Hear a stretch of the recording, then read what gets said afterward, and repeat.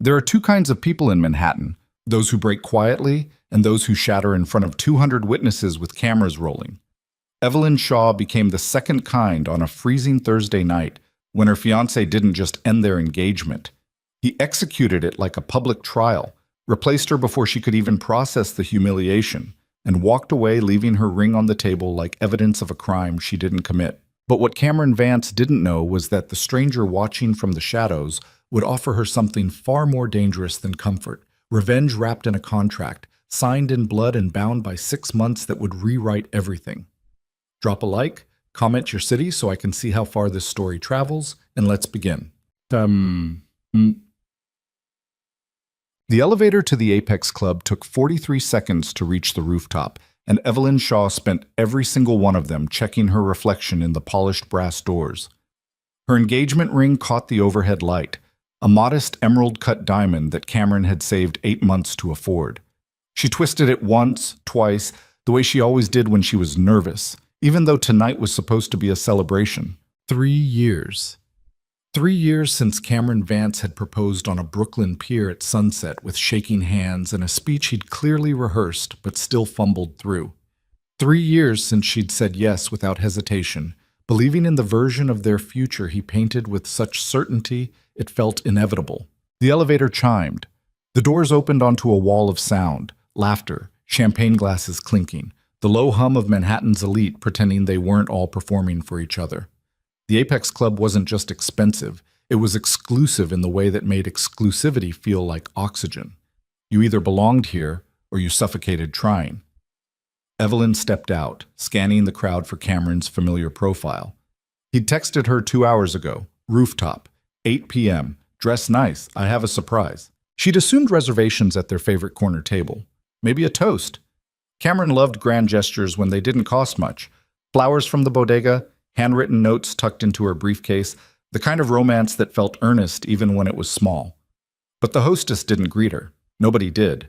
Instead, the entire room seemed to pivot in her direction like a choreographed movement, 200 faces turning as one, and that's when Evelyn saw him. Cameron stood in the center of the room beneath a spotlight she hadn't noticed before. He wasn't alone. Beside him, draped in a champagne-colored gown that probably cost more than Evelyn's monthly rent, stood Sloane Hartwell. Hotel heiress, political donor, the kind of woman whose name appeared in society columns next to words like philanthropist and influencer without a trace of irony. Evelyn's breath caught. She stopped walking. Cameron saw her. His expression didn't change. No guilt, no hesitation. If anything, he looked relieved, like her arrival had triggered the next phase of a plan already in motion. "Evelyn," he said, his voice amplified by a microphone she hadn't seen him holding. "I'm glad you made it." The crowd parted. A path opened between them like a stage direction. Evelyn's stomach twisted.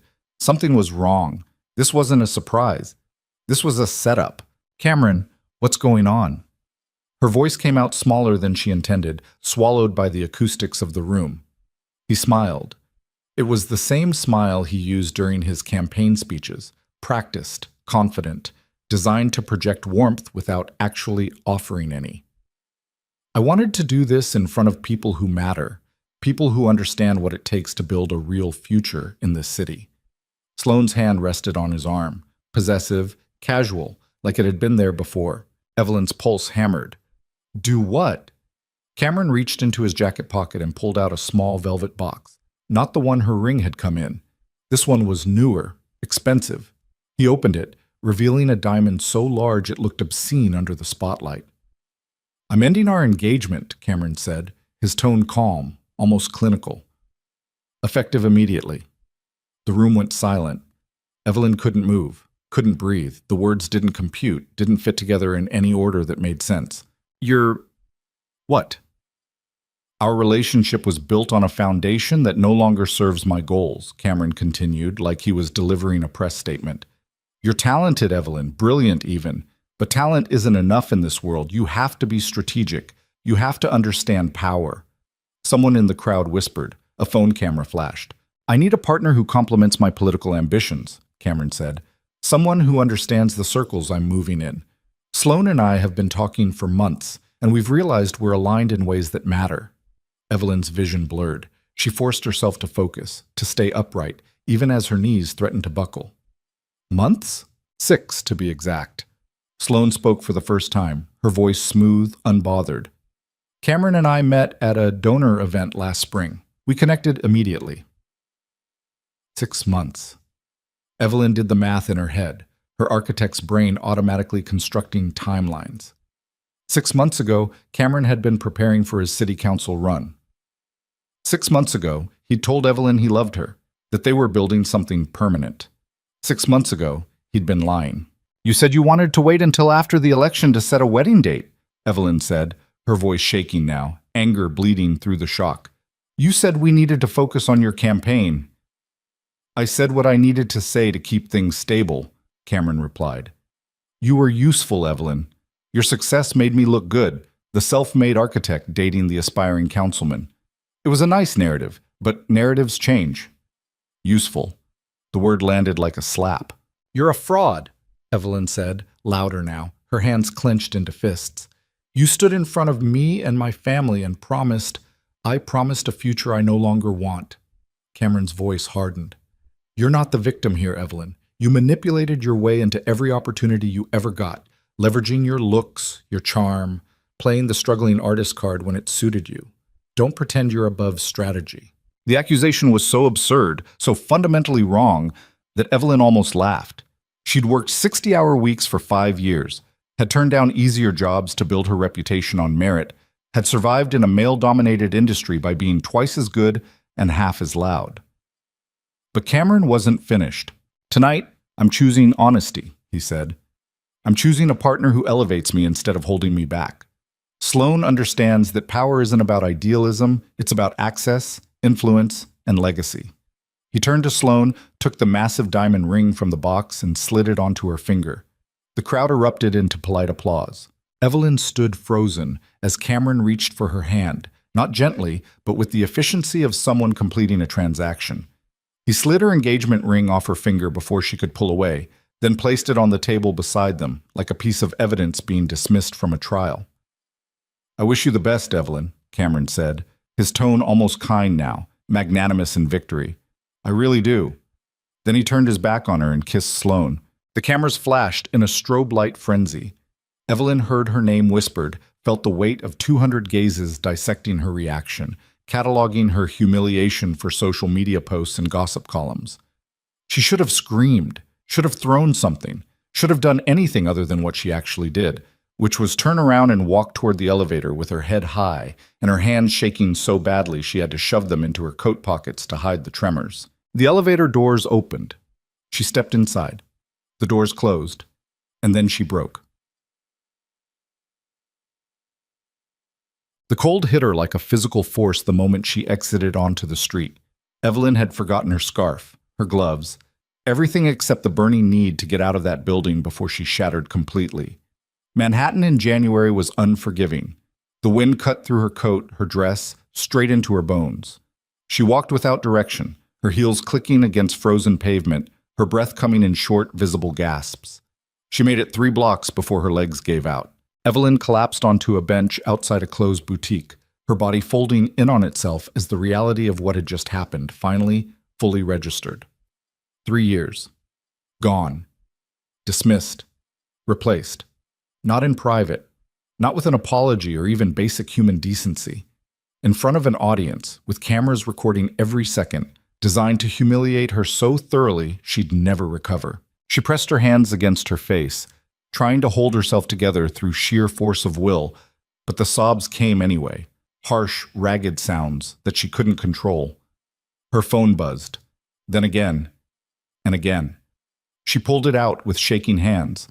37 notifications, text messages, social media tags, news alerts. The execution had already gone viral. Breaking, Cameron Vance ends engagement in shocking public display. Architect Evelyn Shaw replaced by heiress Sloane Hartwell. Sources say Shaw blindsided by Split. There were photos, video clips, commentary from people she'd never met, dissecting her expression, her outfit, speculating about what she'd done wrong to deserve such a public dismissal. Evelyn's hands trembled so violently she nearly dropped the phone. She turned it off, shoved it back into her pocket, and wrapped her arms around herself, trying to generate warmth where there was none. "Miss Shaw." The voice came from behind her, low, calm, male. Evelyn jerked upright, her heart slamming against her ribs. She spun around. A man stood 5 feet away, hands in the pockets of an expensive black overcoat. Tall, well over 6 feet. Dark hair, dark eyes, the kind of bone structure that belonged on a European runway or a Mafia movie poster. He was maybe 35, maybe older, the kind of face that made age irrelevant. "Who are you?" Evelyn's voice came out hoarse. Someone who was at the Apex Club tonight. He didn't move closer, didn't invade her space. His tone was neutral, almost clinical. "I left when you did." Evelyn's instincts screamed at her to run, but her body was too exhausted, too wrecked to obey. "Are you a reporter?" "No." "Then what do you want?" "To offer you a ride before the paparazzi find you." Evelyn laughed, a bitter, broken sound. "I don't know you." "You don't," he agreed. "But you're about to be ambushed by photographers who followed you from the restaurant. They're 2 blocks away. You have maybe 90 seconds before they arrive." Evelyn's pulse spiked. She looked past him, down the street, and saw movement, figures with cameras, moving fast. "Why do you care?" she demanded. The man's expression didn't change. "I don't, but I have a proposition that requires privacy, and you're about to lose yours permanently." "A proposition?" "Yes." "From a stranger?" "For now." Evelyn's mind raced. Every logical instinct told her to refuse, to scream, to flag down a cab and disappear into the city. But logic had stopped working the moment Cameron had removed her ring in front of 200 people. "What kind of proposition?" she asked. "The kind that gives you leverage," the man said, "and revenge, if you want it." The word hung in the frozen air between them. Revenge. Evelyn stared at him, this stranger with his unreadable face and his expensive coat and his impossible calm in the middle of her worst night. "Who are you?" she asked again. "Lucian Moretti?" The name meant nothing to her. She waited for more, but he didn't elaborate. "I have a car around the corner," Lucian said. "You can get in, or you can stay here and let them turn you into tomorrow's headline. Your choice." The photographers were closer now. She could hear their voices, sharp and eager. Evelyn stood, her legs shook, but they held. "If you try anything, I won't." She didn't believe him, didn't trust him, didn't have any reason to think this was anything other than a catastrophically bad decision. But she followed him anyway. Quote. The car was a black Mercedes with tinted windows and a driver who didn't speak or make eye contact. Lucian held the door open for Evelyn, waited until she was inside, then slid in beside her. The door closed. The driver pulled away from the curb. Evelyn pressed herself against the opposite side of the seat, her hand on the door handle, every muscle tensed for escape. Lucian didn't move. He sat with his hands folded in his lap, his expression calm, like he transported traumatized women through Manhattan every night. "Where are we going?" Evelyn demanded. "Nowhere specific. We're driving until you decide whether to listen to my offer or ask to be dropped off." "And if I ask to be dropped off?" "Then you're dropped off. No conditions." Evelyn studied him, searching for the lie, the angle, the inevitable betrayal, but his face gave nothing away. "What's your proposition?" she asked. Lucian reached into his coat and pulled out a slim leather portfolio. He opened it, removed a single sheet of paper, and handed it to her. Evelyn took it. Her hands were still shaking. It was a contract, typed, formal, dense with legal language she'd need a lawyer to parse. But certain phrases jumped out. 6-month term, public marriage, mutual termination clause, compensation, $500,000 upon completion. Evelyn's vision blurred. She read it again, certain she'd misunderstood. "You want me to marry you?" she said slowly. "Yes." "For 6 months?" "Correct." "In exchange for $500,000. "And protection?" Evelyn looked up. "Protection from what?" "From Cameron Vance's narrative," Lucian said. "Right now, you're the jilted woman, the one who got publicly humiliated and replaced. That story will follow you for years. In every job interview, every professional introduction, every relationship you try to build." Evelyn's throat tightened because he was right. She could already see it unfolding, The whispers, the pity, the way people would always associate her name with that night. But if you marry me, Lucian continued, the narrative changes. You're not the victim anymore. You're the woman who walked away from a small-time politician and married someone far more powerful. I don't even know who you are, Evelyn said. You will. That's not an answer. Lucian tilted his head slightly, considering her. I run several businesses in Manhattan. Construction, real estate development, private security. I'm wealthy, well-connected, and extremely private. That's all you need to know for now. Why me? Evelyn demanded. Why not marry someone you actually know? Because I need a wife who understands this is transactional, Lucian said simply. Someone who won't confuse a contract with a relationship. You're intelligent, professional, and publicly humiliated enough to need an exit strategy. That makes you ideal. The bluntness should have offended her. Instead, it felt almost honest. The first honest thing anyone had said to her all night. And what do you get out of this? Evelyn asked. Legitimacy, Lucian said. I'm expanding into new markets that require a certain image. A wife provides stability, respectability. It's good for business. Evelyn stared at the contract. $500,000. 6 months, a complete rewrite of the story Cameron had tried to bury her with. This is insane, she said. Yes. I could go to the press. Tell them you tried to bribe me into a fake marriage. You could, Lucian agreed, but you won't. Why not? Because you're too angry to settle for small revenge. And this, he gestured to the contract, is revenge on a scale Cameron Vance can't comprehend. Evelyn's hands tightened on the paper. She thought about Cameron's face as he'd slid her ring off her finger. Thought about Sloane's smug smile. Thought about 200 people watching her fall apart. I need time to think, she said. You have until we reach your apartment, Lucian said. After that, the offer expires. That's not enough time. It's more than Cameron gave you. The words hit like a punch. Evelyn's breath caught. Lucian leaned forward slightly. I'm not asking you to trust me, Miss Shaw. I'm asking you to make a decision that serves your interests. You can walk away, rebuild your life slowly, and spend years trying to escape tonight. Or you can accept my offer and rewrite the ending before anyone else gets the chance. The car slowed. Evelyn looked out the window and recognized her building. A modest walk-up in Chelsea. Nothing like the luxury high-rises Cameron had promised they'd move into after the wedding. The driver put the car in park. Lucian waited. Evelyn stared at the contract, at the impossible number written in clean, precise type, at the words mutual termination clause and protection and 6 months. She thought about her empty apartment, about tomorrow morning when she'd have to face her colleagues and clients and friends with the story of her public humiliation already viral. She thought about Cameron kissing Sloane while cameras flashed, and she thought about the stranger sitting across from her, offering her a way out that was so absurd it almost made sense. If I say yes, Evelyn said quietly, what happens next? We get married in 48 hours, Lucian said. You move into my residence. We make a public appearance together within the week. And for 6 months, you play the role of my wife in every context that matters. And after 6 months, you walk away with $500,000 and a new story. No strings, no conditions. Evelyn's hands trembled.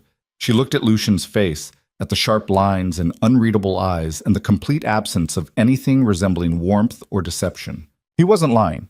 She didn't know how she knew, but she did. This was exactly what he said it was.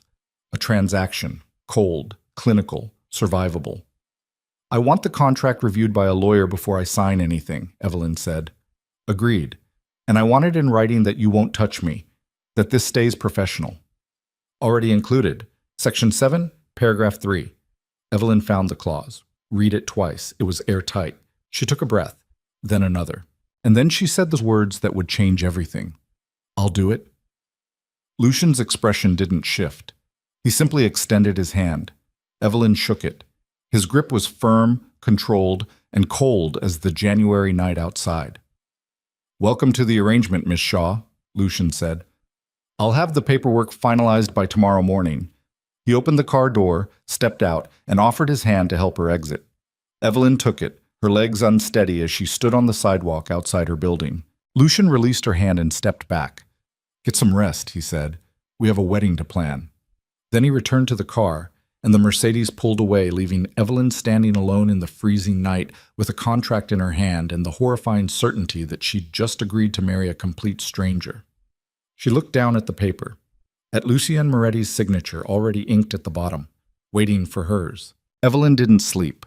She sat on her apartment floor with her back against the couch, the contract spread across the coffee table, reading the same clauses over and over until the words stopped making sense. Her phone lay face down beside her, vibrating every few minutes with calls and messages she refused to answer. The radiator hissed and clanked in the corner, struggling against the cold seeping through the single-pane windows. By the time dawn broke, she'd memorized every word of Lucien Moretti's offer. 6 months, $500,000. A marriage that wasn't a marriage, an escape that felt more like a trap. At 7:30, her phone rang with a number she didn't recognize. Evelyn stared at it for 3 rings before answering. "Miss Shaw." Lucian's voice was as controlled as it had been the night before, like he'd been awake for hours. "A car will pick you up at 9. Bring the contract. We'll review it with my attorney before you sign." "I haven't decided yet," Evelyn said, even though they both knew she was lying. "Yes, you have." There was no smugness in his tone, just certainty. 9 o'clock. He hung up. Evelyn sat there holding the phone, her jaw clenched, hating how right he was. Tats. The car arrived exactly on time. Same black Mercedes, same silent driver. This time Evelyn didn't hesitate. She climbed into the back seat with the contract clutched against her chest and watched her building disappear through the tinted windows. The city looked different in daylight, sharper, more unforgiving. People rushed past on sidewalks, clutching coffee cups and staring at phones, oblivious to the fact that Evelyn Shaw's entire life had detonated less than 12 hours ago. The car headed uptown, cutting through traffic with the kind of aggressive confidence that suggested the driver had done this route 1,000 times. They passed Central Park, then continued north into a neighborhood Evelyn recognized but had never entered, the kind of area where doormen wore white gloves and buildings had names instead of addresses. The Mercedes pulled up in front of a limestone tower with Art Deco detailing and a brass placard that read simply, "The Moretti." Evelyn's stomach dropped. The driver opened her door. She stepped out onto the sidewalk, craning her neck to see the top of the building. 30 floors, maybe more. Glass and stone and old money. "Miss Shaw." A woman in a tailored black suit appeared at the entrance. Mid-40s, sharp-featured, with the kind of posture that suggested military training or ballet. "Mr. Moretti is waiting. This way." Evelyn followed her through a lobby that looked like it had been ripped from a European palace. Marble floors, crystal chandeliers, oil paintings and gilt frames. The elevator required a key card. The woman swiped hers without a word, pressed the button for the penthouse, and stepped back. The doors closed. The elevator rose. Evelyn's pulse hammered. She tried to slow her breathing, but her lungs wouldn't cooperate. The elevator chimed. The doors opened directly into an apartment. Not an apartment, a penthouse. Floor-to-ceiling windows overlooking the Hudson River, furniture that looked expensive enough to require insurance, and enough square footage to fit Evelyn's entire building inside with room to spare. Lucian stood near the windows, dressed in a charcoal suit that probably cost more than her monthly rent. He turned when she entered, his expression unreadable. "Miss Shaw, thank you for coming. Did I have a choice?" Evelyn's voice came out sharper than she intended. "Always." Lucian gestured toward a sitting area near the windows. "Please." Evelyn crossed the room, hyper-aware of the woman in the black suit standing near the elevator, watching everything. She sat on the edge of a leather chair that was somehow both modern and antique, refusing to relax into it. Lucian sat across from her. Between them, a glass coffee table held a stack of documents that made the contract in Evelyn's hands look thin by comparison. "Before we proceed," Lucian said, "I need to introduce you to someone." He looked past Evelyn toward a hallway she hadn't noticed. "Isabella." A woman emerged from the shadows like she'd been waiting for her cue. She was younger than Lucian, late 20s, maybe 30, with the same dark hair and sharp bone structure. But where Lucian's face was controlled and unreadable, hers was expressive in a way that felt dangerous. Her eyes moved over Evelyn like a scanner, cataloging every detail. "This is my sister, Lucian said. Isabella Moretti. Isabella didn't offer her hand. She stood with her arms crossed, her expression somewhere between skepticism and outright hostility. So this is the architect, Isabella said. Her voice was lower than Evelyn expected, with an edge that suggested she'd perfected the art of controlled aggression. The one Cameron Vance threw away in front of half of Manhattan. Isabella. Lucian's tone held a warning. What? I'm being accurate. Isabella turned her attention fully to Evelyn. You understand what you're agreeing to? I'm still deciding, Evelyn said. No, you're not. You're here because you're desperate and angry and you want revenge. Those are terrible reasons to make permanent decisions. It's not permanent, Evelyn shot back. It's 6 months. 6 months in this world is permanent, Isabella said. Once you're in, you don't just walk away clean. Isabella. Lucian's voice hardened. That's enough. Isabella's jaw tightened, but she stepped back, her arms still crossed. Evelyn's heart raced. She looked between the siblings, sensing a dynamic she didn't understand, but could feel crackling in the air between them. What does she mean, this world? Evelyn asked. Lucian's expression didn't change. My businesses operate in complex markets. There are risks. Isabella worries unnecessarily. I worry realistically, Isabella corrected, and you're bringing a civilian into something she's completely unprepared for. I'm sitting right here, Evelyn said, her voice rising. If you have concerns, say them to me directly. Isabella's eyes narrowed. Then, unexpectedly, she smiled. A sharp, humorless expression. Fine. My concern is that you're going to get yourself killed because you don't understand the first thing about the people my brother deals with. You think this is about revenge on your ex-fiancé. It's not. It's about Lucian needing a prop for his expansion into legitimate development markets. And you're convenient. Isabella. Lucian stood. The movement was controlled, but there was steel underneath. Leave. No. The single word hung in the air.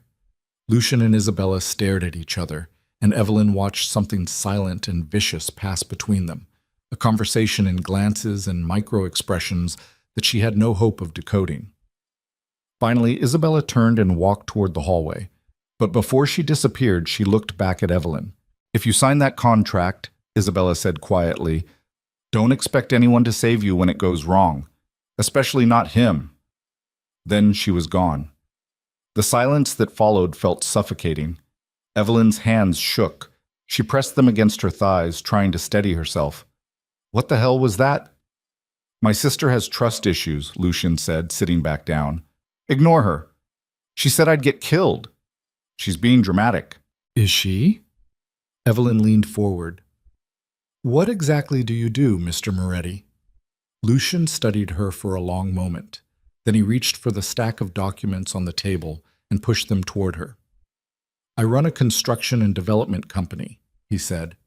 We build residential towers, commercial properties, infrastructure projects. We also provide private security services for high-profile clients. Everything is legal, licensed, and above board. Evelyn pulled the documents closer. Corporate filings, building permits, contracts with the city.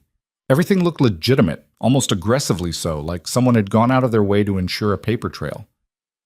Then why does your sister think I'm in danger? Evelyn asked. Because she lost someone, Lucian said. His voice didn't change, but something shifted in his eyes. Something old and buried. And she blames me for it. Who did she lose? That's not relevant to our arrangement. It is if it affects my safety. Lucian's jaw tightened. For the first time, Evelyn saw a crack in his composure. Small, barely visible, but there. My previous wife, he said finally. She died 3 years ago. Isabella holds me responsible. The words landed like stones. Evelyn's breath caught. How? A targeted attack that was meant for me. Lucian's tone was flat, clinical, like he was discussing a business transaction. She was in the wrong place at the wrong time. It won't happen again. How can you possibly guarantee that? Because I'm more careful now. Lucian leaned back, his expression hardening into something unreadable again. And because this arrangement is temporary, you'll be visible enough to serve the purpose but protected enough to stay safe. That's the deal. Evelyn stared at him, her mind racing. Everything about this man screamed danger, The controlled violence in his posture, the way Isabella had looked at him like he was a loaded weapon, the casual admission that his first wife had been murdered. But Cameron's face flashed through her mind. The smug smile, the way he'd removed her ring like he was discarding trash. "I want to meet with your attorney," Evelyn said. "Alone." Lucian nodded. "Agreed." He pulled out his phone, typed something, and within 30 seconds, a man in an expensive suit appeared from another hallway. Late 50s, silver hair, the kind of face that had spent decades negotiating high-stakes deals. "This is Marcus Chen," Lucian said. "My corporate attorney. He'll review the contract with you in the library. Take as long as you need." Marcus gestured toward a door off the main room. "This way, Miss Shaw." Evelyn stood, clutching the contract. She looked at Lucian one more time, searching for something. Reassurance, honesty, anything that would make this feel less insane. He gave her nothing. She followed Marcus into the library. But 2 hours later, Evelyn emerged with a revised contract and a lawyer's business card tucked into her pocket. Marcus Chen was thorough. He'd walked her through every clause, answered every question, and confirmed that the contract was exactly what Lucian claimed. A 6-month employment agreement disguised as a marriage, with exit clauses so airtight that Evelyn could walk away at any point with minimal legal consequences. The money was real. The timeline was fixed. The protections were extensive. It should have felt like a victory. Instead, Evelyn felt like she was signing her life away. Lucian waited in the main room, standing by the windows with his hands in his pockets. He turned when she approached. "Did Marcus answer your questions?" he asked. "Yes." "And?" Evelyn set the contract on the table. Her hand trembled slightly as she picked up the pen Marcus had left for her. "If I do this," she said slowly, "I need to know one thing. Ask. Are you going to hurt me?" Lucian's expression didn't change, but something shifted in the air between them, a recognition of the question underneath the question. "No," he said, "I'm not." "How do I know you're telling the truth?" "You don't." Lucian's voice was quiet, almost gentle. "But you're going to sign anyway, because the alternative is worse." Evelyn hated that he was right. She clicked the pen, found the signature line, and signed her name in quick, decisive strokes before she could change her mind. Lucian picked up the contract, glanced at her signature, then added his own beneath it. "We're getting married tomorrow," he said. "City Hall, noon. Witnesses will be provided. Dress professionally." "That's it?" Evelyn's voice came out hollow. "That's it? No ceremony, no guests. This isn't a wedding, Miss Shaw. It's a transaction. Don't confuse the two." The words were harsh, but they cut through the fog in Evelyn's brain, forcing her to confront what she'd actually agreed to. This wasn't romance. It wasn't rescue. It was a contract between two people using each other for specific defined purposes. "When do I move in?" she asked. "Tonight." Evelyn's pulse spiked. "That's not enough time. You don't need time. You need distance from your old life before the media finds you again." Lucian gestured toward the woman in the black suit, who'd been standing silently near the elevator. "Maria will accompany you to your apartment. Pack what you need. Everything else will be handled." "Handled how?"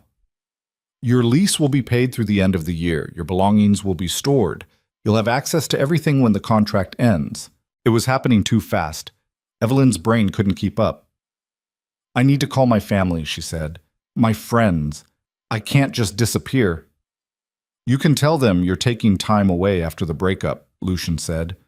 "That's all they need to know for now." "And when we announce the marriage?" "We'll control that narrative when the time comes." Lucian checked his watch. "Maria will have you back here by 6. We'll discuss logistics over dinner." He was dismissing her. Evelyn recognized the tone, the way his attention had already shifted to something else. She wanted to argue. Wanted to demand more time, more control, more something. But the contract was signed, and the machinery was already in motion. Maria appeared at her elbow. "Miss Shaw, we should go." Evelyn followed her into the elevator, her mind spinning. As the doors closed, she caught one last glimpse of Lucian standing by the windows, his expression unreadable, his hands in his pockets, already looking like a stranger. Evelyn's apartment felt smaller than she remembered. She stood in the doorway, staring at the familiar chaos. Books stacked on every surface, architectural drawings pinned to the walls, half-finished coffee cups scattered across her desk. Evidence of a life that had been interrupted mid-sentence. Maria waited in the hallway, giving her space but making it clear this wasn't optional. Evelyn grabbed a suitcase from her closet and started throwing clothes into it without thinking. Jeans, sweaters, the black dress she'd worn to Cameron's campaign events. She paused on that one, her fingers tightening on the fabric. Then she shoved it into the suitcase anyway. Her phone buzzed. She'd been ignoring it all day, but the vibrations had become constant, insistent. She picked it up. 43 missed calls. Over 100 texts. Most from her best friend, Jenna. Some from colleagues. A few from her mother, and one from Cameron. Evelyn's stomach twisted. She opened the message before she could stop herself. I'm sorry it had to be public, but you'll understand eventually. This is better for both of us. The audacity of it, the complete lack of self-awareness, made her hands shake. She almost threw the phone. Almost screamed. Almost let herself break down for the second time in 24 hours. Instead, she deleted the message and blocked his number. Then she called Jenna. 2 rings. Oh my God, Evie, I've been trying to reach you all night. Are you okay? Where are you? I saw the videos and I'm going to kill him. I'm literally going to find Cameron and… Jenna, stop. Evelyn's voice came out calmer than she felt. I'm fine. You're not fine. Nobody's fine after that. I'm coming over right now. Don't. Evelyn cut her off. I'm leaving the city for a while. I just need space. Silence on the other end. Then, leaving? Evie, what are you talking about? I can't explain right now. I just need you to trust me. This isn't like you. Jenna's voice shifted from concern to alarm. You don't run. You fight. What's going on? I'm not running. Evelyn glanced at Maria, who was checking her watch. I'm just taking control of the situation in my own way. That sounds like something a kidnapping victim would say under duress. Despite everything, Evelyn almost laughed. I'm not kidnapped. Then tell me where you're going. I can't. Evie, I'll call you in a few days, I promise. Just trust me. She hung up before Jenna could argue. The silence that followed felt like a betrayal. Evelyn finished packing in a blur. Clothes, toiletries, her laptop, the framed photo of her and her parents at her architecture school graduation. She paused on that one, her throat tight. Her mother was going to lose her mind when she found out, but that was a problem for later. Maria appeared in the doorway. Miss Shaw, we need to go. Evelyn zipped the suitcase, took one last look at her apartment, at the life she was leaving behind, at least temporarily. Then she followed Maria out the door. Dinner was served in a private dining room off Lucian's penthouse.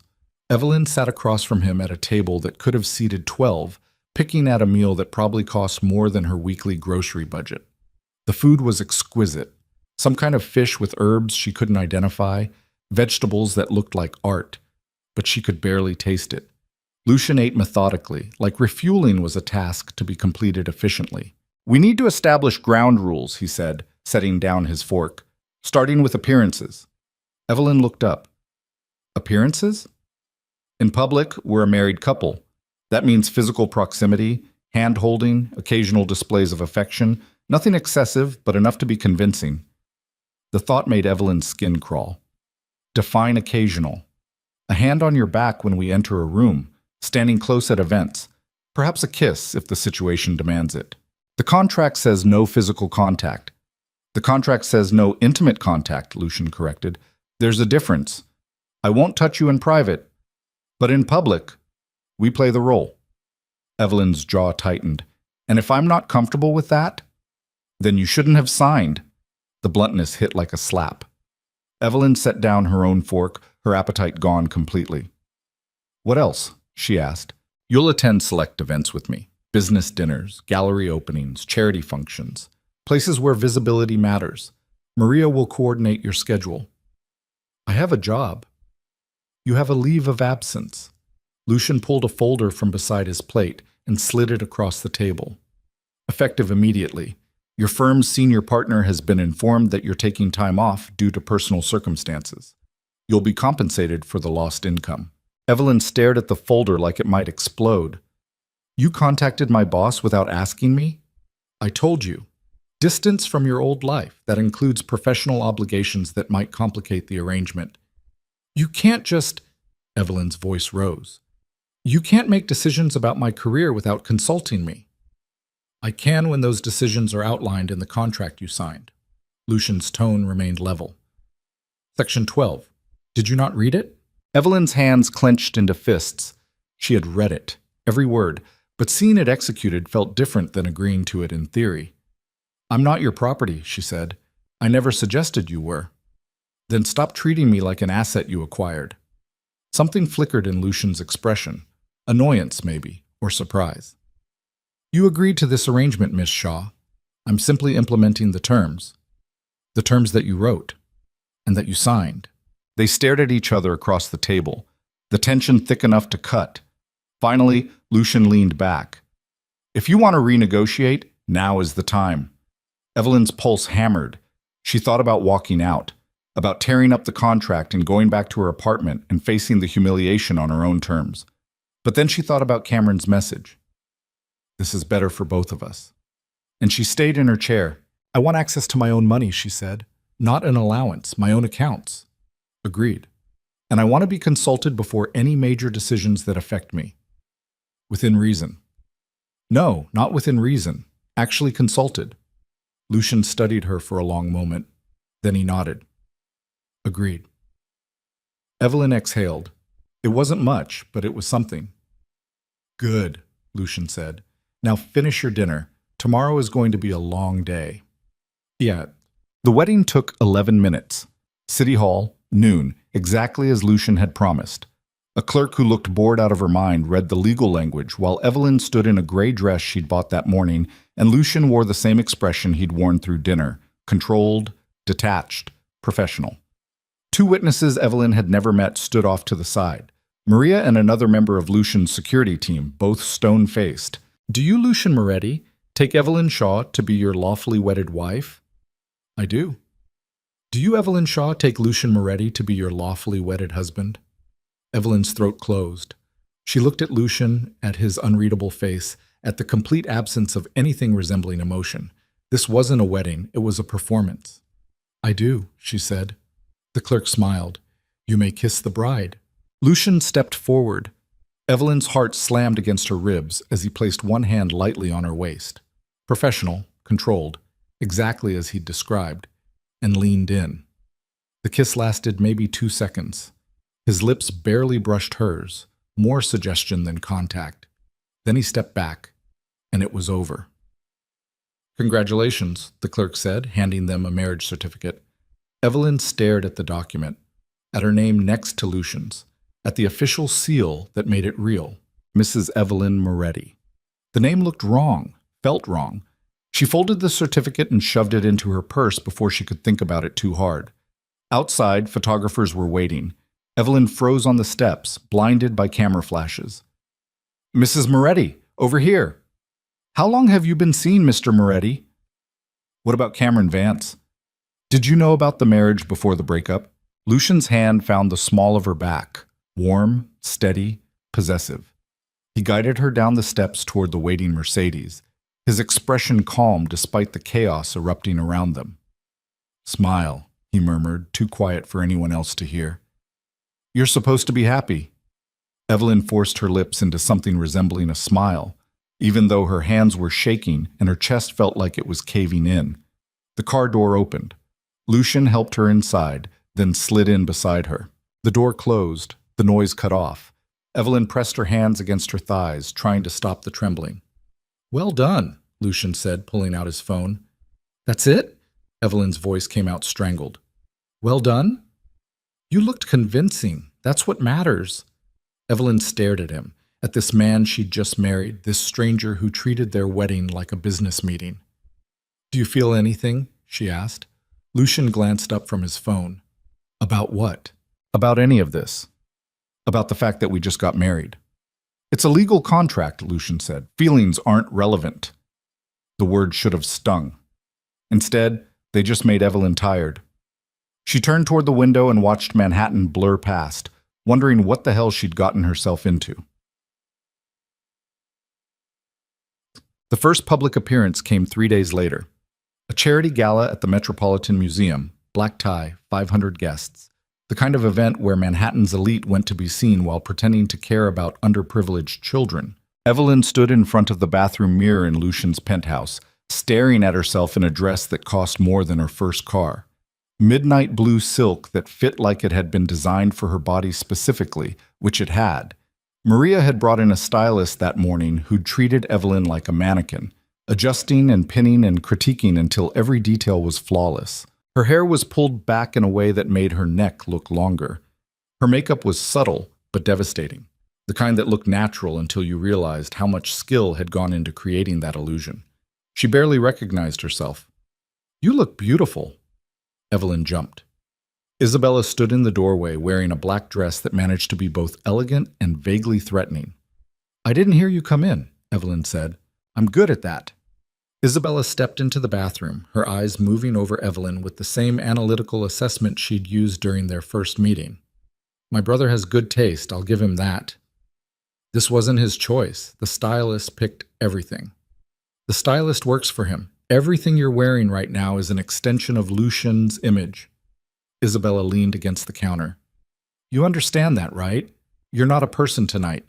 You're a message." Evelyn's stomach twisted. "What kind of message?" "That Lucian Moretti is stable, legitimate, the kind of man who has a beautiful wife and attends charity events and belongs in the same rooms as senators and CEOs. Isabella's voice was matter-of-fact. "You're his entry ticket into circles that wouldn't touch him otherwise." "Why not?"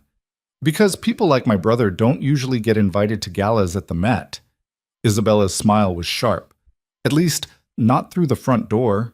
Before Evelyn could respond, Lucian appeared behind Isabella. "We're leaving in 5 minutes," he said. He was wearing a tuxedo that made him look like he'd stepped out of a cologne ad. Sharp, dangerous, impossibly controlled. Isabella pushed off the counter. "Try not to get her killed on her first public outing." "Isabella." "I'm serious." Isabella looked at Evelyn. "Stay close to him. Don't wander off. And if anyone asks you questions about Lucian's business, play stupid. It's safer." Then she left. Evelyn and Lucian stared at each other. "Is she always like that?" Evelyn asked. "Yes." "And you just tolerate it?" "She's my sister." Lucian extended his arm. "Ready?" Evelyn took a breath. Then she linked her arm through his, and they walked toward the elevator together. Okay. The Met was already packed when they arrived. Evelyn had been to exactly one gala in her life, a fundraiser for her architecture school that had felt awkward and overpriced. This was different. This was Manhattan royalty dressed in couture, air-kissing each other while waiters circulated with champagne that probably cost more per bottle than Evelyn's monthly student loan payment. Lucian's hand settled on her lower back as they entered, exactly as he'd promised. The touch was light, professional, but everyone noticed. Heads turned, whispers started. "Is that Lucian Moretti?" "Who's the woman?" "Oh my God, is that Evelyn Shaw, Cameron Vance's ex?" The recognition felt like being stripped naked in public. Evelyn forced herself to keep her expression neutral, her posture relaxed, even though every instinct screamed at her to run. "Breathe," Lucian murmured, too quiet for anyone else to hear. "You're doing fine." They moved through the crowd, Lucian stopping occasionally to shake hands with men in expensive suits, exchange brief pleasantries with women dripping in jewelry. Every interaction was smooth, calculated, perfectly choreographed. And through it all, his hand never left her back. Evelyn was scanning the room, trying to orient herself, when she saw him. Cameron. He stood near the bar with Sloane Hartwell on his arm, both of them dressed like they'd just stepped out of a magazine. He was laughing at something someone said, his expression relaxed, confident. Then he saw Evelyn. The laugh died. His face went pale. Sloane noticed immediately. She followed his gaze, and when she saw Evelyn standing next to Lucian Moretti, her expression shifted from smug to uncertain. Evelyn's pulse hammered, every muscle in her body tensed. Lucian felt it, his hand pressed slightly firmer against her back, not controlling, but anchoring. "Do you want to leave?" he asked quietly. "No." Evelyn's voice came out stronger than she felt. "I want to stay." Lucian's lips curved into something that almost resembled a smile. "Good answer." Cameron was moving toward them now, cutting through the crowd with Sloane trailing behind. His expression had shifted from shock to something harder, anger, maybe, or defensiveness. Evelyn? He stopped 3 feet away, his eyes moving between her and Lucian like he was trying to solve a puzzle. I didn't expect to see you here. Clearly, Evelyn's voice was ice. And you are? Cameron's attention shifted to Lucian, his tone edging toward confrontational. Lucian Moretti. Lucian extended his hand. Evelyn's husband. The word landed like a bomb. Cameron stared at Lucian's outstretched hand like it might be poisoned. Then slowly, he shook it. Husband, Cameron repeated. That's fast. When you know, you know. Lucian's tone was pleasant, almost friendly, but there was steel underneath. Congratulations on your engagement, by the way. I saw the announcement. Sloane stepped forward, her smile tight. Thank you. Cameron and I are very happy. I'm sure. Lucian's hand moved from Evelyn's back to her waist, pulling her slightly closer. The gesture was subtle but unmistakable, a claim being staked. Cameron's jaw tightened. How long have you two been— Does it matter? Evelyn cut him off. Her voice was steady now, fueled by adrenaline and fury. You made your choice, Cameron. I made mine. This is insane. Cameron's voice dropped. His eyes locked on Evelyn. You married someone you barely know to what? Prove a point? I married someone who values me, Evelyn said. Something you never figured out how to do. We're done here. Lucian's voice was calm, but there was an edge to it that made Cameron step back. Enjoy your evening. He guided Evelyn away before Cameron could respond, his hand firm but not forceful. They made it halfway across the room before Evelyn's legs started shaking. I need air, she said. Lucian didn't hesitate. He led her through a side door onto a terrace overlooking Central Park, empty except for the cold night air and the distant sounds of traffic. Evelyn gripped the railing, her breath coming in short gasps. You did well, Lucian said. I feel like I'm going to throw up. That's normal. Is it? Evelyn laughed, a harsh, bitter sound. Is any of this normal? Lucian didn't answer. Evelyn turned to look at him. He stood a few feet away, hands in his pockets, his expression unreadable in the shadows. Why did you really want to marry me? She asked. And don't give me the legitimacy speech. There are 1,000 women in Manhattan who could play this role. Why me? Lucian was quiet for a long moment. Then he said, because you were angry enough not to ask too many questions. The honesty of it hit harder than any lie. Evelyn stared at him. At this man she'd married, this stranger who treated her like a business asset and defended her like she mattered. What are you really? She asked quietly. What do you think I am? I think you're dangerous. I am. And I think your sister was right. I'm going to get hurt.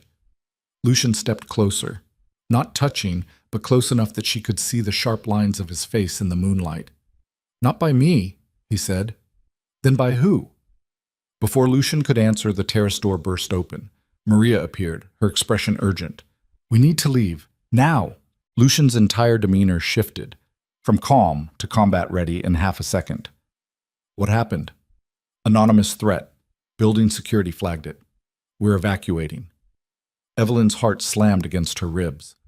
Threat? What kind of— Move. Lucian's hand was on her arm, pulling her toward the door. We'll discuss it in the car. They moved fast. Through the museum, down the stairs, toward the exit where the Mercedes waited with its engine running. Evelyn's mind raced. Threat. Evacuating. The words didn't make sense. They were almost at the car when Evelyn saw him. A man in a dark coat standing near the corner, watching. Their eyes met for half a second. Then he turned and disappeared into the crowd. Lucian! I saw him. Get in the car. Evelyn climbed into the Mercedes, her hands shaking. Lucian slid in beside her, and the driver peeled away from the curb before the door was even fully closed. Who was that? Evelyn demanded. I don't know.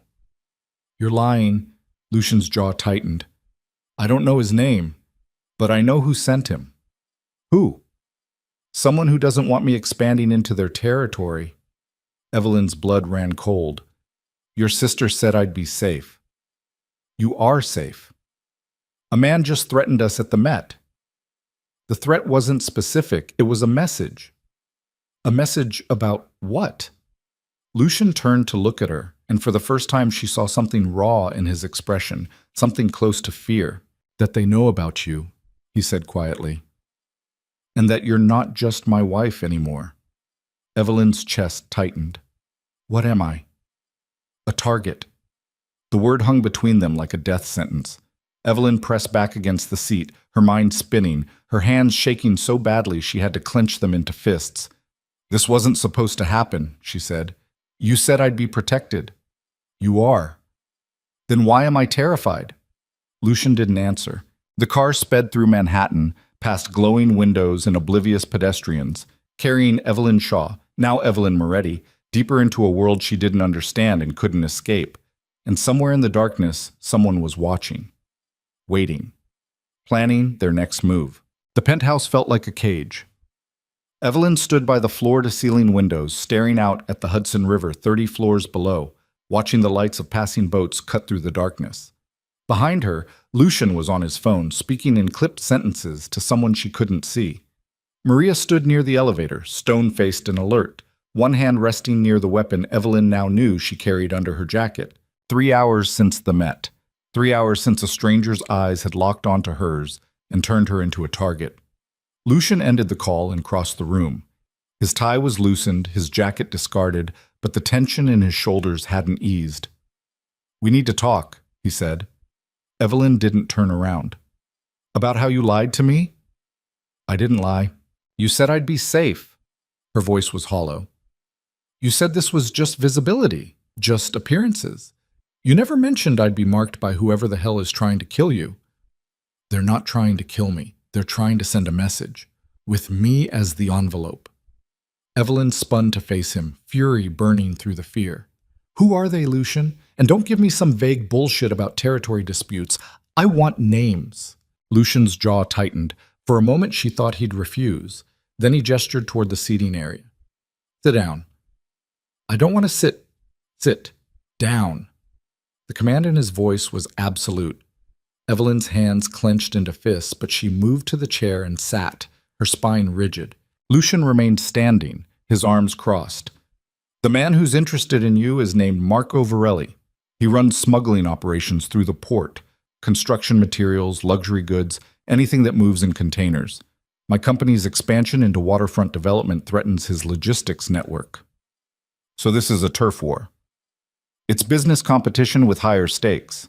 People don't send threats to business competitors at charity galas, Evelyn shot back. They send lawyers or buyout offers. They don't... Her voice cracked. They don't stalk women on terraces.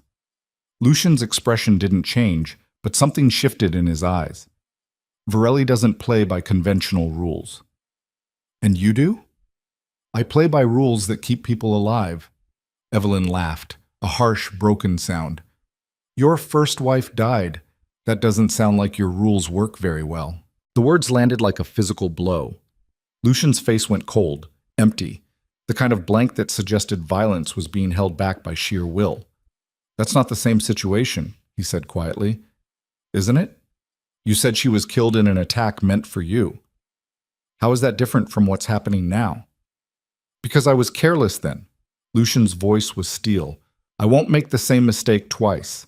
You already did. The mistake was bringing me into this world without telling me what I was walking into. You knew what you were walking into. I knew I was agreeing to a fake marriage for money and revenge. I didn't know I was signing up to be bait. You're not bait. Then what am I?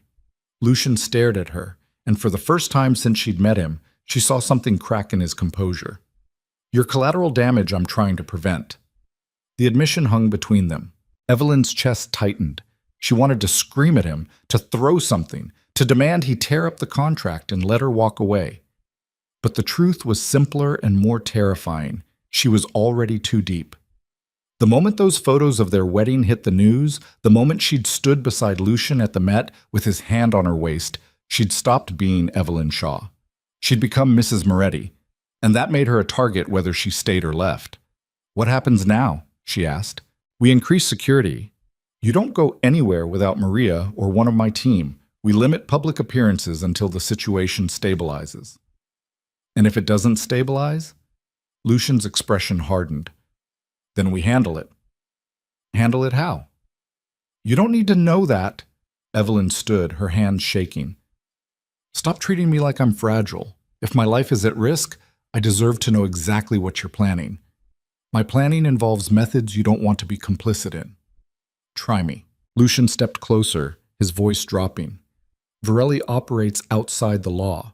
If he escalates, I respond in kind. That means violence, retaliation, actions that could put you in legal jeopardy if you're aware of them. So no, Evelyn, you don't get to know the details.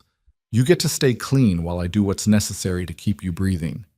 The words should have terrified her. Instead, they ignited something else. A cold, furious clarity. You don't get to make that choice for me, she said. I already did. 6 months ago when I offered you the contract, you wanted protection. This is what protection looks like. This is what control looks like. In this world, they're the same thing. Evelyn stared at him, at this man she'd married, this stranger who spoke about violence like it was a business strategy. She thought about Cameron's smug face at the Met, about the way Lucian had stood between her and every threat, every camera, every judgment, and she realized something that made her stomach drop. She was starting to rely on him. Not trust, not affection, but something worse, dependence on the very thing that was destroying her. I need air, she said. The terrace, alone. Lucian's jaw tightened, but he stepped back. Maria stays on the perimeter. Evelyn didn't argue. She walked to the terrace door, stepped out into the freezing night, and let the cold air cut into her lungs. Manhattan spread out below her like a grid of broken promises. Somewhere down there, Cameron was probably celebrating with Sloane. Somewhere else, Marco Varelli was planning his next move. And here she was, 30 floors above it all, trapped in a penthouse with a man who treated marriage like a military operation. Her phone buzzed. Evelyn pulled it out, expecting another message from Jenna or her mother. Instead, it was an unknown number. You looked beautiful tonight, Mrs. Moretti. Shame about the early exit. Evelyn's blood went cold. Her hands trembled as she read it again. Then again. Lucian? Her voice came out strangled. The terrace door burst open. Lucian was beside her in seconds, Maria right behind him. Evelyn shoved the phone toward him. Lucian's expression darkened as he read the message. When did this come through? Just now. He handed the phone to Maria, who immediately started typing on her own device. How did they get my number? Evelyn demanded. I changed it after the breakup. Only 5 people have it. They have resources. Lucian's voice was tight. Maria, trace it. Already running. Maria's fingers flew across her screen. Burner phone, bouncing through multiple towers, their masking location. Evelyn's pulse hammered. This is real. This isn't just intimidation. They're watching me. We're moving you tonight, Lucian said. Moving me where? Secure location, off the grid. For how long? Until we neutralize the threat. You mean until you kill him? Evelyn's voice was flat. Lucian met her eyes. Yes. The admission should have shocked her. Instead, it just made her tired. I need to call my mother, she said. She's been leaving voicemails. If I disappear completely, she'll report me missing. Call her from the car. We're leaving in 10 minutes. Lucian? 10 minutes, Evelyn. Pack light. He turned and strode back inside, already pulling out his phone. Maria lingered. Miss Shaw, I need your phone. Why? To wipe it and install new security protocols. You'll get it back before we leave. Evelyn handed it over, feeling like she was surrendering the last piece of her old life. Maria disappeared inside. Evelyn stood alone on the terrace, staring at the city that had chewed her up and spit her out twice in 2 weeks. And somewhere in that city, a stranger was watching. Waiting. Planning. The safe house was a converted warehouse in Red Hook, industrial and anonymous. The kind of building you'd drive past without noticing. Steel doors, reinforced windows, security cameras on every corner.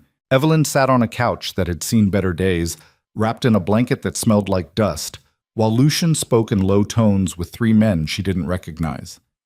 They'd arrived separately, 1 through the loading dock, 2 through a side entrance, all of them moving with the controlled efficiency of people who'd done this before. Isabella appeared from somewhere deeper in the warehouse carrying 2 mugs of coffee. She handed one to Evelyn without a word. Thanks, Evelyn said. Isabella sat down beside her. You're handling this better than I expected. What's the alternative? Falling apart? Most people would. Evelyn took a sip of coffee. It was terrible, burnt and bitter. I'm too angry to fall apart. Isabella's lips curved into something almost resembling a smile. Good. Anger keeps you sharp. Your brother doesn't seem to think so. My brother thinks emotions are liabilities. Isabella's voice held an edge. He's wrong, but he'll never admit it.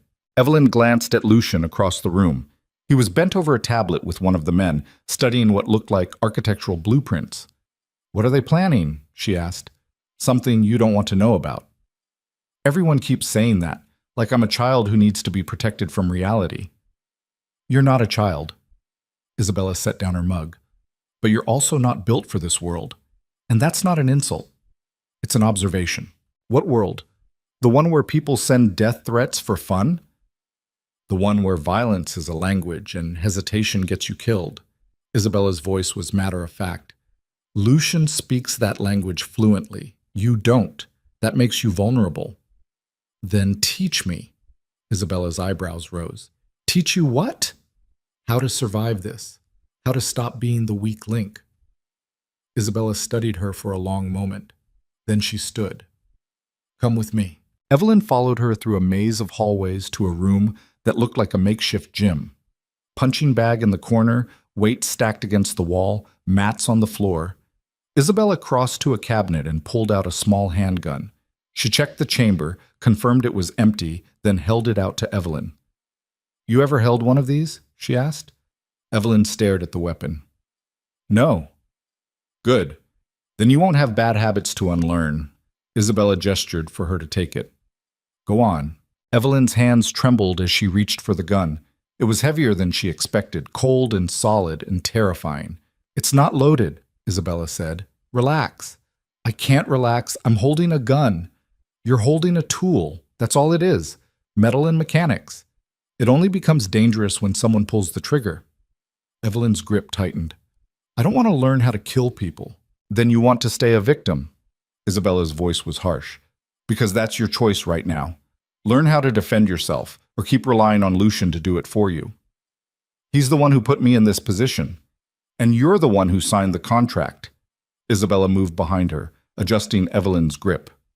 2 hands, firm but not rigid. Aim center mass. Breathe out when you squeeze. Evelyn's pulse hammered. She raised the gun, sighted down the barrel at the far wall. Now what? She asked. Now you practice until it feels natural, until your hands stop shaking, until you can hold this without thinking about what it means. Evelyn lowered the gun. I don't want this to feel natural. I know. Isabella's voice softened slightly. But the world doesn't care what you want. It only cares whether you survive. 3 days passed in the warehouse. Evelyn barely saw Lucian. He left early each morning and returned late each night, always with the same tight expression, the same controlled tension. When they did cross paths, their conversations were brief, functional, stripped of anything personal. Did you eat? Yes. Any suspicious calls or messages? No. Good. Stay inside. Then he'd disappear again. Isabella became Evelyn's primary companion by default. They trained in the makeshift gym, not just firearms, but hand-to-hand basics, how to break a grip, where to strike to cause maximum damage. Isabella was a brutal teacher, offering no encouragement, only corrections. Again. I can't. Again. By the 3rd day, Evelyn's body ached in places she didn't know could hurt, but her hands had stopped shaking when she held the gun.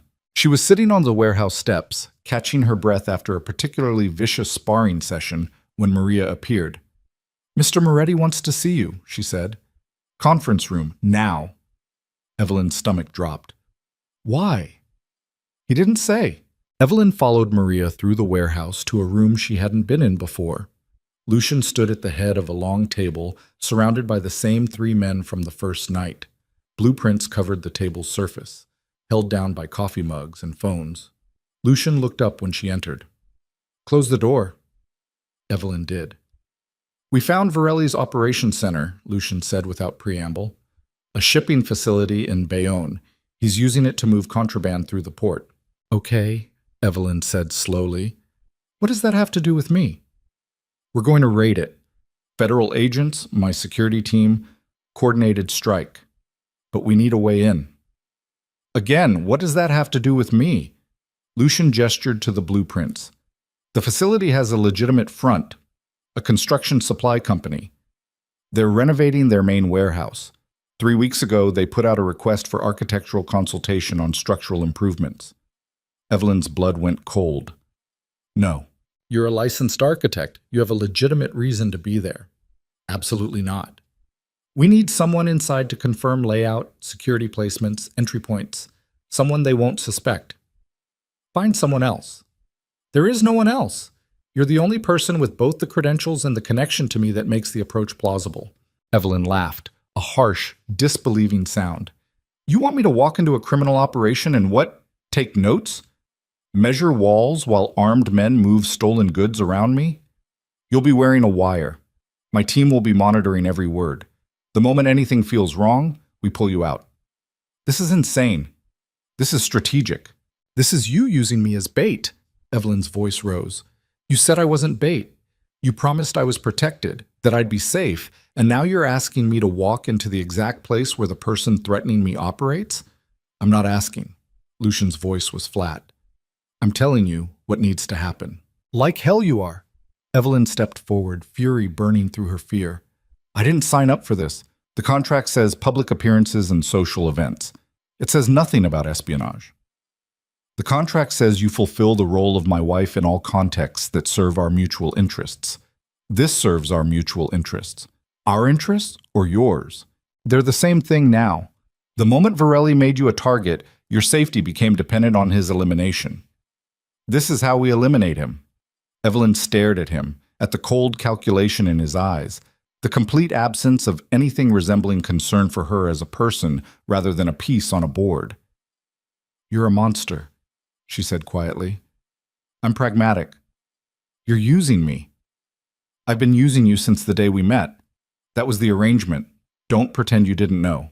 The words hit like a slap. Because he was right. She had known. From the moment she signed the contract, from the moment she agreed to this insane plan, she'd known exactly what she was to him. A tool, an asset, a means to an end. What if I refuse? She asked. Then Varelli keeps operating, keeps threatening you, keeps escalating until eventually someone gets hurt. Lucian's voice was merciless. And when that happens, you'll wish you'd helped when you had the chance. So my choices are risk my life now or risk it later. Your choice is between controlled risk with my team backing you up or uncontrolled risk with Varelli making the moves. Evelyn's hands clenched into fists. And if I get caught, if they figure out why I'm really there, they won't. You don't know that. I know you're intelligent enough to sell the role. I know you're angry enough to want this over. And I know you're not stupid enough to think there's another way out. Evelyn wanted to argue, wanted to tell him to go to hell, to tear up the contract, to walk out of this warehouse and disappear. But Isabella's words echoed in her mind. The world doesn't care what you want. It only cares whether you survive. When? Evelyn asked, her voice hollow. Tomorrow, 10 a.m. You'll pose as a consulting architect reviewing their renovation plans. Get in, document what you see, get out, 30 minutes, maximum. And if something goes wrong, it won't. But if it does, then we adapt. Lucian's expression didn't change. That's what we do. Evelyn stared at the blueprint spread across the table, at the clean lines and precise measurements that had once represented safety, order, control. Now they represented a trap she was about to walk into willingly. I want a gun, she said. Lucian's eyebrows rose slightly. Absolutely not. If I'm doing this, I'm going in armed. You'll be searched. A weapon will compromise your cover. Then put it somewhere they won't search. Evelyn, I'm not negotiating. Her voice was steel. You want me to risk my life for your operation? I go in with protection. Otherwise, find another architect. Lucian and Evelyn stared at each other across the table, locked in a silent battle of wills. Finally, Lucian looked at Isabella, who'd been watching from the doorway. Can you hide something small? Isabella's smile was sharp. Ankle holster, lightweight .380. They'd have to strip search her to find it. Do it, Lucian said. Isabella nodded and left. Evelyn's pulse hammered. She'd just demanded a weapon. She'd just agreed to infiltrate a criminal operation. 3 weeks ago, she'd been a successful architect planning a future with Cameron Vance. Now she was planning to commit espionage. Get some rest, Lucian said. Tomorrow's going to be a long day. Evelyn turned toward the door. Evelyn. She stopped but didn't turn around. You're stronger than you think, Lucian said quietly. That's why I chose you. The words should have felt like a compliment. Instead, they felt like a eulogy. What? The Bayonne facility looked exactly like its blueprints promised. Industrial, anonymous, surrounded by chain-link fence and concrete. A sign near the entrance read, Apex Construction Supply. Evelyn sat in the passenger seat of an unmarked sedan, staring at the building while her heart tried to hammer its way out of her chest. Isabella drove, dressed in business casual, playing the role of Evelyn's assistant. Remember, Isabella said for the third time, you're here to assess structural integrity for the renovation. You're professional, competent, slightly bored. They're expecting you. This is routine. Evelyn nodded, not trusting her voice. Isabella reached over and adjusted the wire hidden beneath Evelyn's blazer. Lucian's listening. So am I. So are 6 other people. You're not alone in there. I feel alone. Good. Use it. Fear makes you careful. Evelyn touched the ankle holster hidden beneath her slacks. The weight of the gun was both terrifying and strangely comforting. You ready? Isabella asked. No? Perfect. Let's go. They exited the car and walked toward the entrance. A security guard met them at the gate, checked their IDs against a clipboard, then waved them through. The warehouse interior was massive. 30-foot ceilings, rows of industrial shelving loaded with construction materials, forklifts moving between aisles. Everything looked legitimate. Too legitimate. A man in a suit approached, hand extended. Mid-40s, expensive watch, the kind of smile that didn't reach his eyes. Ms. Shaw, thank you for coming on such short notice. I'm Richard Torres, facility manager. Evelyn shook his hand, forcing her voice to stay steady. Mr. Torres, this is my assistant, Claire. Isabella nodded, her expression neutral. Right this way. Torres led them deeper into the warehouse. As I mentioned on the phone, we're expanding the mezzanine level. We need to ensure the existing support structure can handle the additional load. Evelyn pulled out a tablet and stylus, slipping into the roll like a costume. What's the projected weight increase? Approximately 40,000 pounds distributed across the second floor. They walked through the warehouse while Torres explained the renovation plans. Evelyn took notes, asked technical questions, documented support columns and load-bearing walls. And all the while, she watched. Men moving crates that seemed too heavy for standard construction materials. Security cameras positioned at angles that covered more than just theft prevention. A locked door near the back with a keypad entry that Torres carefully avoided mentioning. The structural engineer's report is in my office, Torres said. If you'd like to review it, that would be helpful. They climbed a metal staircase to a second-floor office overlooking the warehouse floor. Through the window, Evelyn could see the entire operation, including 3 men unloading a container truck in a section Torres hadn't mentioned during the tour. She moved to the window, pretending to assess sightlines. What's happening in that back section? Torres's smile tightened. Overflow storage, nothing related to the renovation. Evelyn made a note on her tablet, her pulse spiking. In her ear, Lucian's voice crackled through the hidden receiver. Document everything you can see, wide angle if possible. She angled the tablet toward the window, using the camera to capture the truck, the men, the crates being moved with mechanical precision. Ms. Shaw? Evelyn turned. Torres was watching her with an expression that had shifted from professional to assessing. Sorry, she said quickly. Just making sure I understand the full layout. Structural analysis requires comprehensive context. Of course, Torres gestured toward his desk. The engineer's report. Evelyn crossed to the desk, her ankle brushing against the holster with each step. She flipped through the report, taking photos of key pages while Torres watched. Too closely. You're very thorough, Torres said. Architecture is detail-oriented work. Indeed. He moved slightly, positioning himself between Evelyn and the door. "Tell me, Ms. Shaw, how did you hear about this contract?" Evelyn's stomach dropped. "Through professional networks. Your RFP was circulated among several firms." "Interesting, because I don't recall issuing an RFP." The room went cold. In her ear, Lucian's voice. "Abort! Get out now!" But Torres was blocking the exit, and Isabella was still downstairs, too far to help. Evelyn forced her expression to stay confused. "I'm sorry, I don't understand. Your office contacted my firm directly. We have the emails. I'm sure you do." Torres's smile vanished completely. "What I don't understand is why Lucian Moretti's wife is suddenly interested in consulting for construction supply companies." Evelyn's blood turned to ice. "I don't know what you're talking about," she said, but her voice betrayed her. Torres pulled out his phone and turned the screen toward her. It was a photo from the Met Gala. Evelyn standing beside Lucian, his hand on her waist, both of them dressed like they belonged in a magazine spread. The caption read, "Moretti makes power move with sudden marriage." "Congratulations on your wedding," Torres said, "though I'm curious why you're using your maiden name for business." Lucian's voice in her ear. "Isabella's moving. Stall him." "My professional reputation predates my marriage," Evelyn said, fighting to keep her voice level. "I maintain my maiden name for client consistency." "How professional." Torres stepped closer. "Let me be direct, Mrs. Moretti. You're not here for an architectural consultation. You're here because your husband is trying to interfere with operations that don't concern him.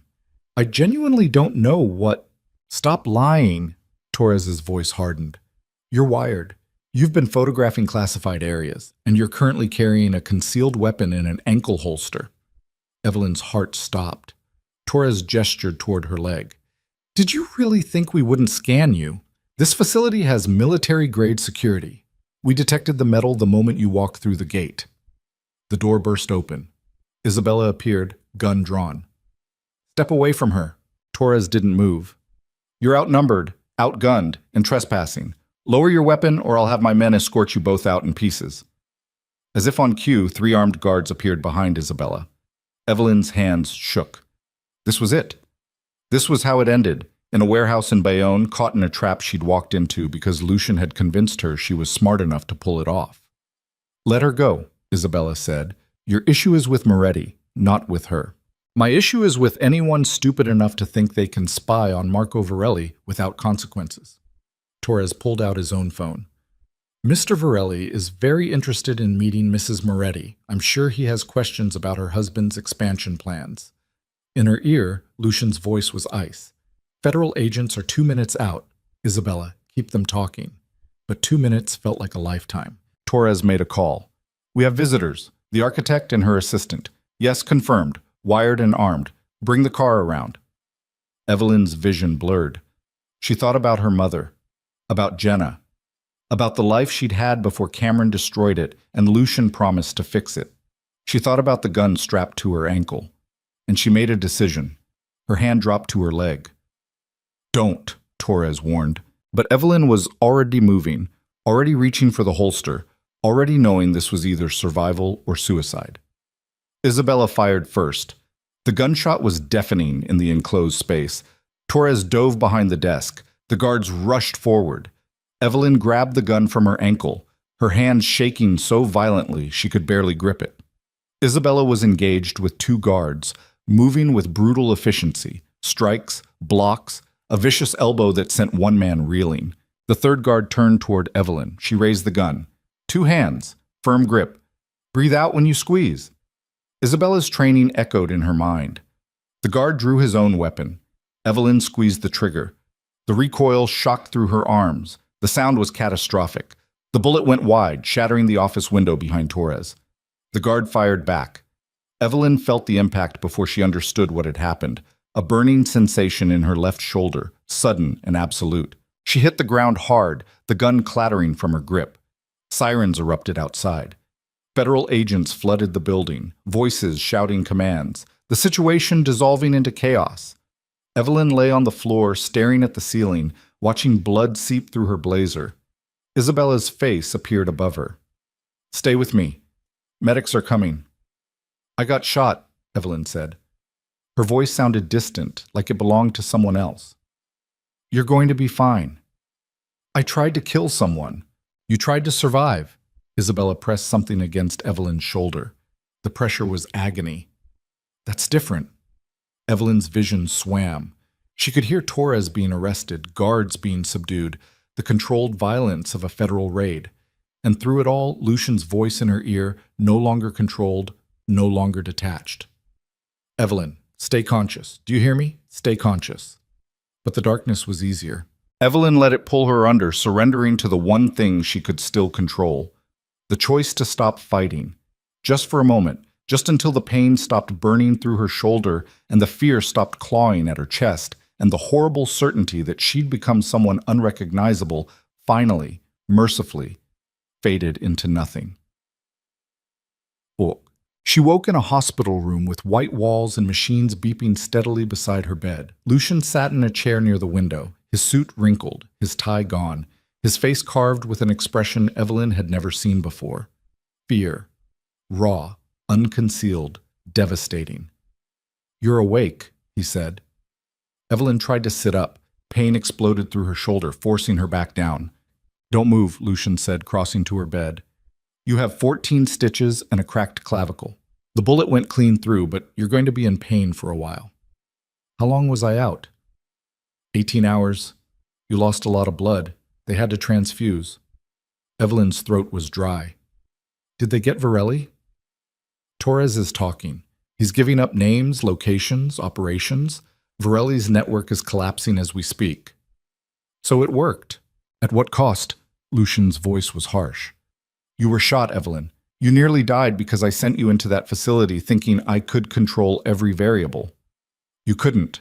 No, I couldn't. Lucian sat on the edge of her bed, careful not to jostle her.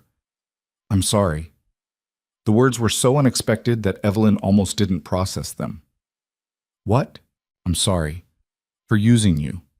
For putting you in danger. For treating you like a piece in a game instead of a person I swore to protect. Lucian's hands clenched into fists. Isabella was right. I'm exactly like the men I claimed to be better than. Evelyn stared at him, at the cracks in his armor, at the guilt carved into every line of his face. Lucian, when I heard that gunshot through the wire, he continued, his voice breaking slightly, when Isabella said you were down, I thought... He stopped, unable to finish. You thought I was dead. Yes. Evelyn's chest tightened. She reached for his hand without thinking, her fingers closing around his.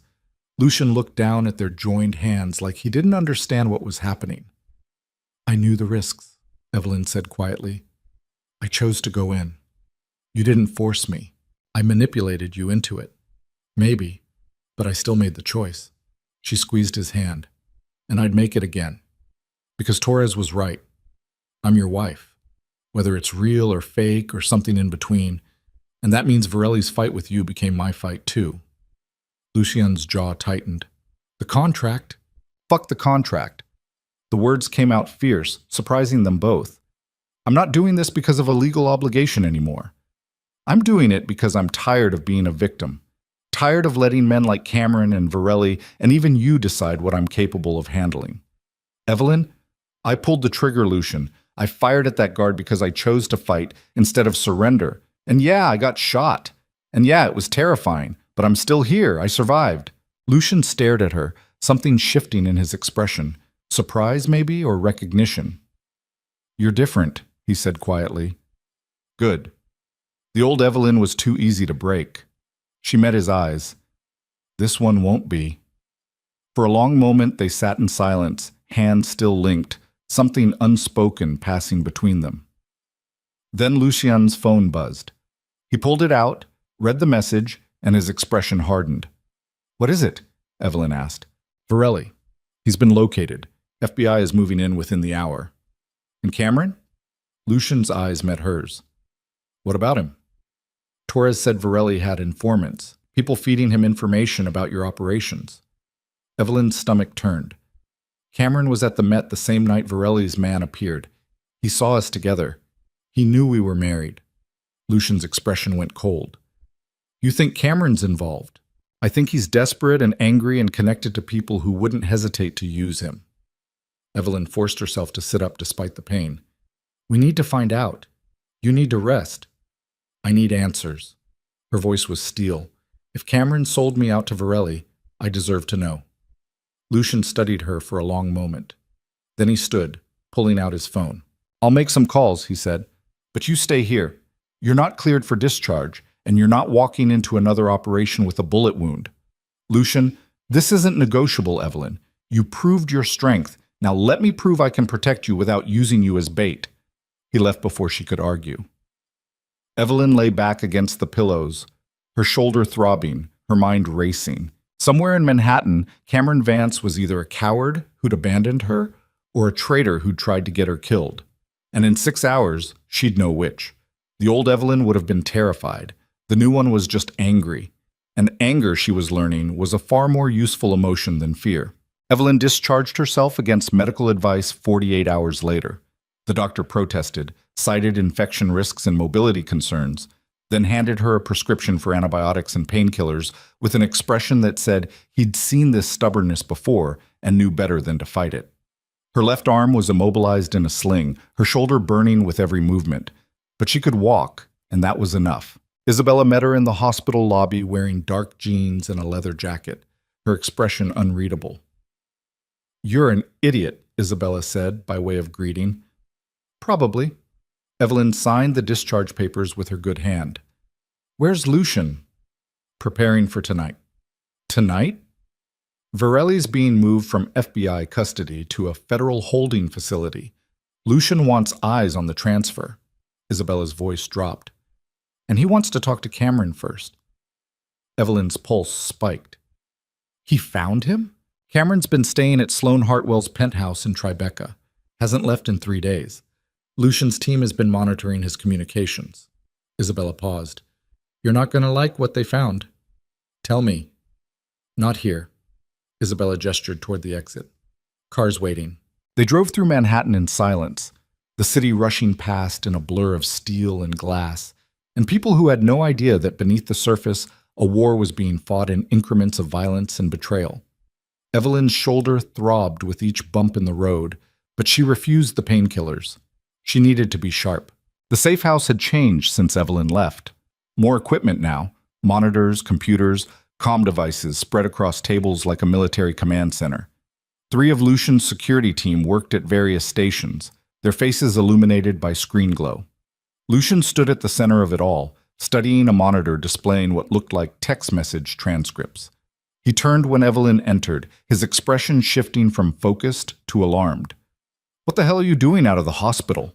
Walking, talking, demanding answers. Evelyn crossed to him, ignoring the pain shooting through her shoulder. Isabella said you have proof about Cameron.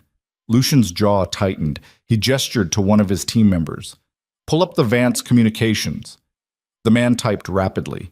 A new screen appeared filled with text messages, timestamps, phone records. Lucian pointed to a series of exchanges dated 2 months ago.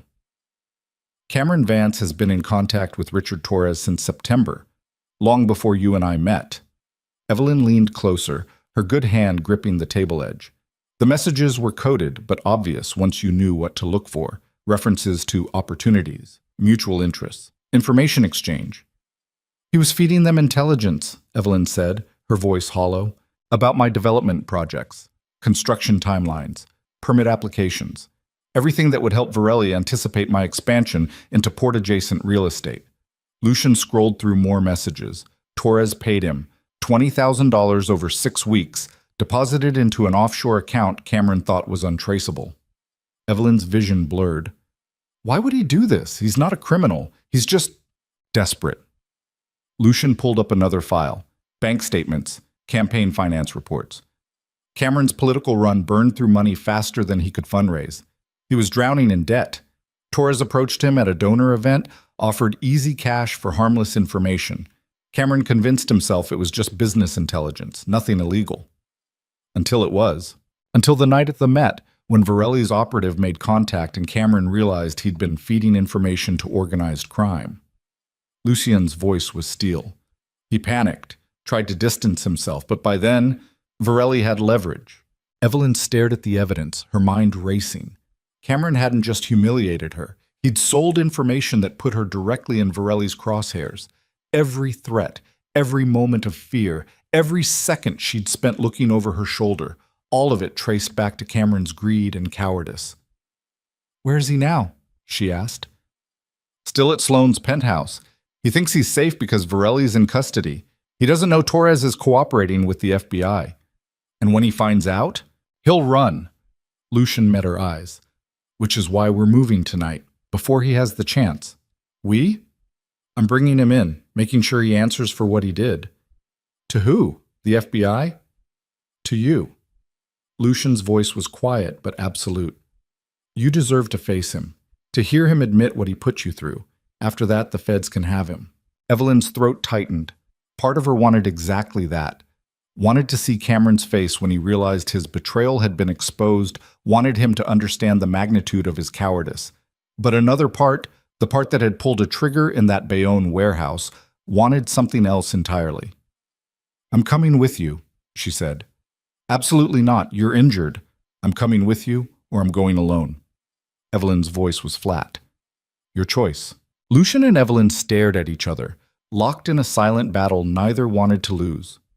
Isabella spoke from the doorway. "Let her come. She's earned it. She's been shot. And she's still standing. That counts for something." Isabella moved into the room.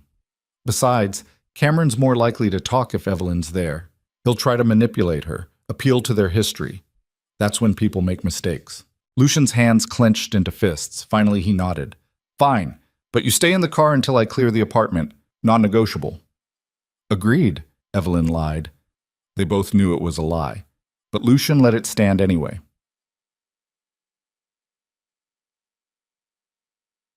Sloane Hartwell's penthouse occupied the top 2 floors of a glass tower overlooking the Hudson. Doorman building, private elevator, security that looked expensive and competent. Evelyn sat in the back of the Mercedes with Isabella while Lucian and 2 of his team entered through the service entrance. Her shoulder ached, her hands were clammy, and her heart hammered against her ribs like it was trying to escape. "You okay?" Isabella asked. "No." "Good. Fear keeps you careful." Isabella checked her weapon. Smooth, efficient, the movement so practiced it was almost casual. "You remember what we talked about?" "Stay behind Lucian. Don't engage unless there's no choice. Aim center mass." "And?" "Breathe." Isabella smiled grimly. "You're learning." Lucian's voice crackled through the comm unit in Isabella's ear. "Penthouse is clear. 2 occupants, Cameron and Sloane. No security inside the apartment, bringing them down." "Copy," Isabella said. She looked at Evelyn. "We're moving to the lobby. Stay close." They exited the car and entered the building. The doorman barely glanced at them. Isabella had that effect, moved with the kind of authority that made people assume she belonged wherever she was. The elevator descended from the penthouse. Evelyn watched the numbers tick down, her pulse accelerating with each floor. 40, 35, 20. The doors opened. Lucian stepped out first, his hand firm on Cameron's arm.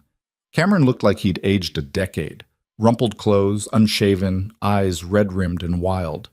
Behind them, Sloane walked with her head high, her expression icy and defiant.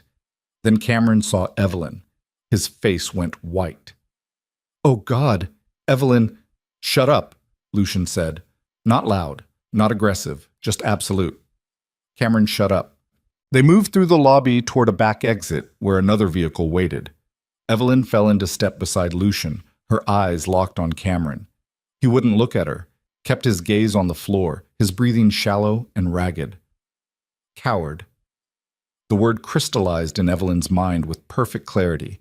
Not villain, not mastermind, just a coward who'd made a series of small, selfish choices that had snowballed into catastrophe. They reached the second vehicle, a black SUV with tinted windows. Lucian opened the door and pushed Cameron inside. Sloane followed, her movements stiff with barely controlled rage. "You can't do this," Sloane said. "We haven't committed any crime. This is kidnapping." "Call the police," Isabella said pleasantly. "Tell them Lucian Moretti is detaining the man who's been feeding intelligence to Marco Varelli's criminal organization. I'm sure they'll rush right over." Sloane's face went pale. Isabella climbed into the driver's seat. Lucian gestured for Evelyn to get in.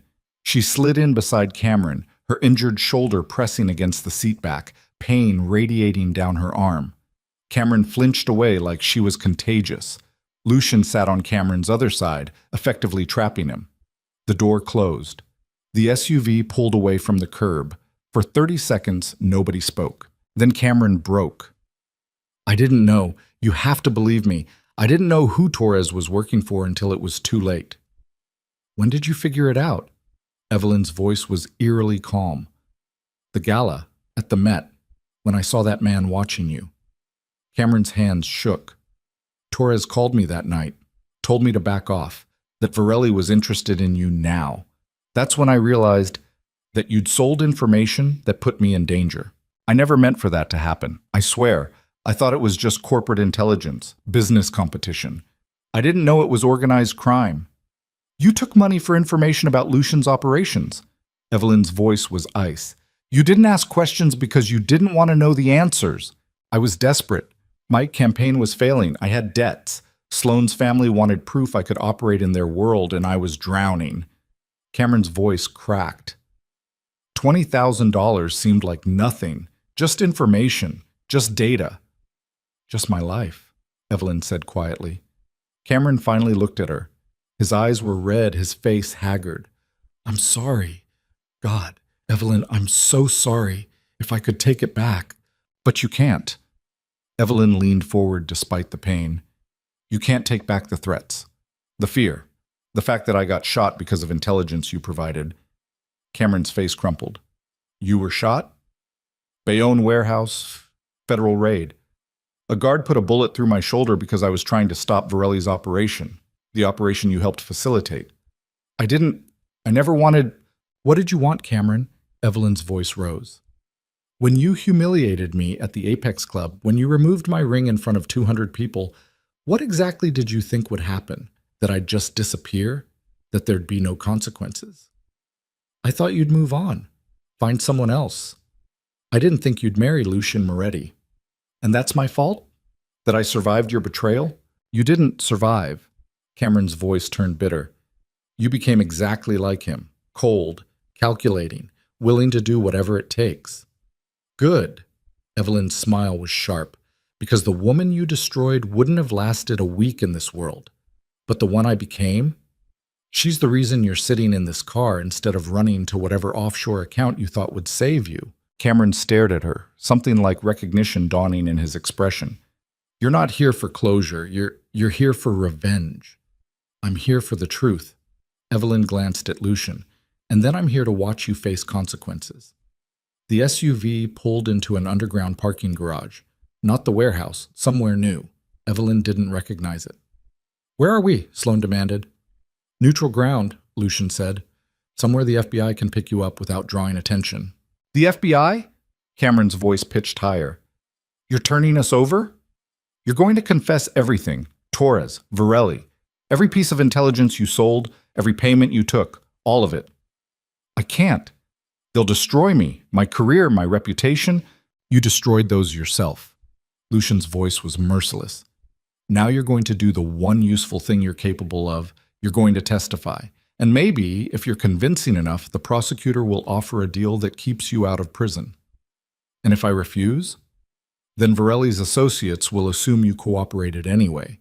Either way, you're finished. But at least this way, you might survive." Cameron's breathing turned ragged. He looked at Sloane, who was staring straight ahead. Her jaw clenched so tight, Evelyn could see the muscle jumping. "Did you know?" Evelyn asked Sloane. "About Torres? About the money?"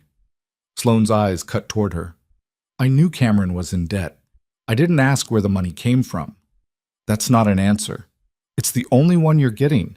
Sloane's voice was cold. "Cameron's mistakes aren't my responsibility. But you benefited from them. You got the perfect political partner, the narrative you wanted, the story of trading up from a struggling architect to a hotel heiress. Did it ever occur to you that the foundation was built on crimes?" "People like you don't understand how this world works," Sloane said. "You think morality matters. It doesn't. Only power matters. Who has it, who wants it, and what they're willing to do to get it." "And what were you willing to do?" Sloane smiled, sharp and humorless. Anything except get caught. The SUV stopped. The parking garage was empty except for another vehicle 20 feet away. Unmarked sedan, government plates. 2 FBI agents stood beside it. Cameron saw them and went rigid. No, this isn't. I need time. I need to talk to a lawyer. You'll get one, Lucian said, after you give your initial statement.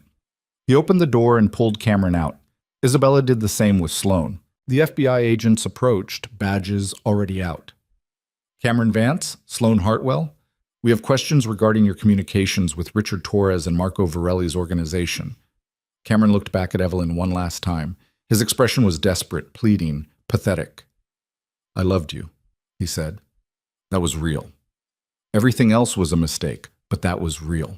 Evelyn stared at him, at this man who'd proposed on a Brooklyn pier and promised her a future, and then destroyed her in front of cameras because it was convenient.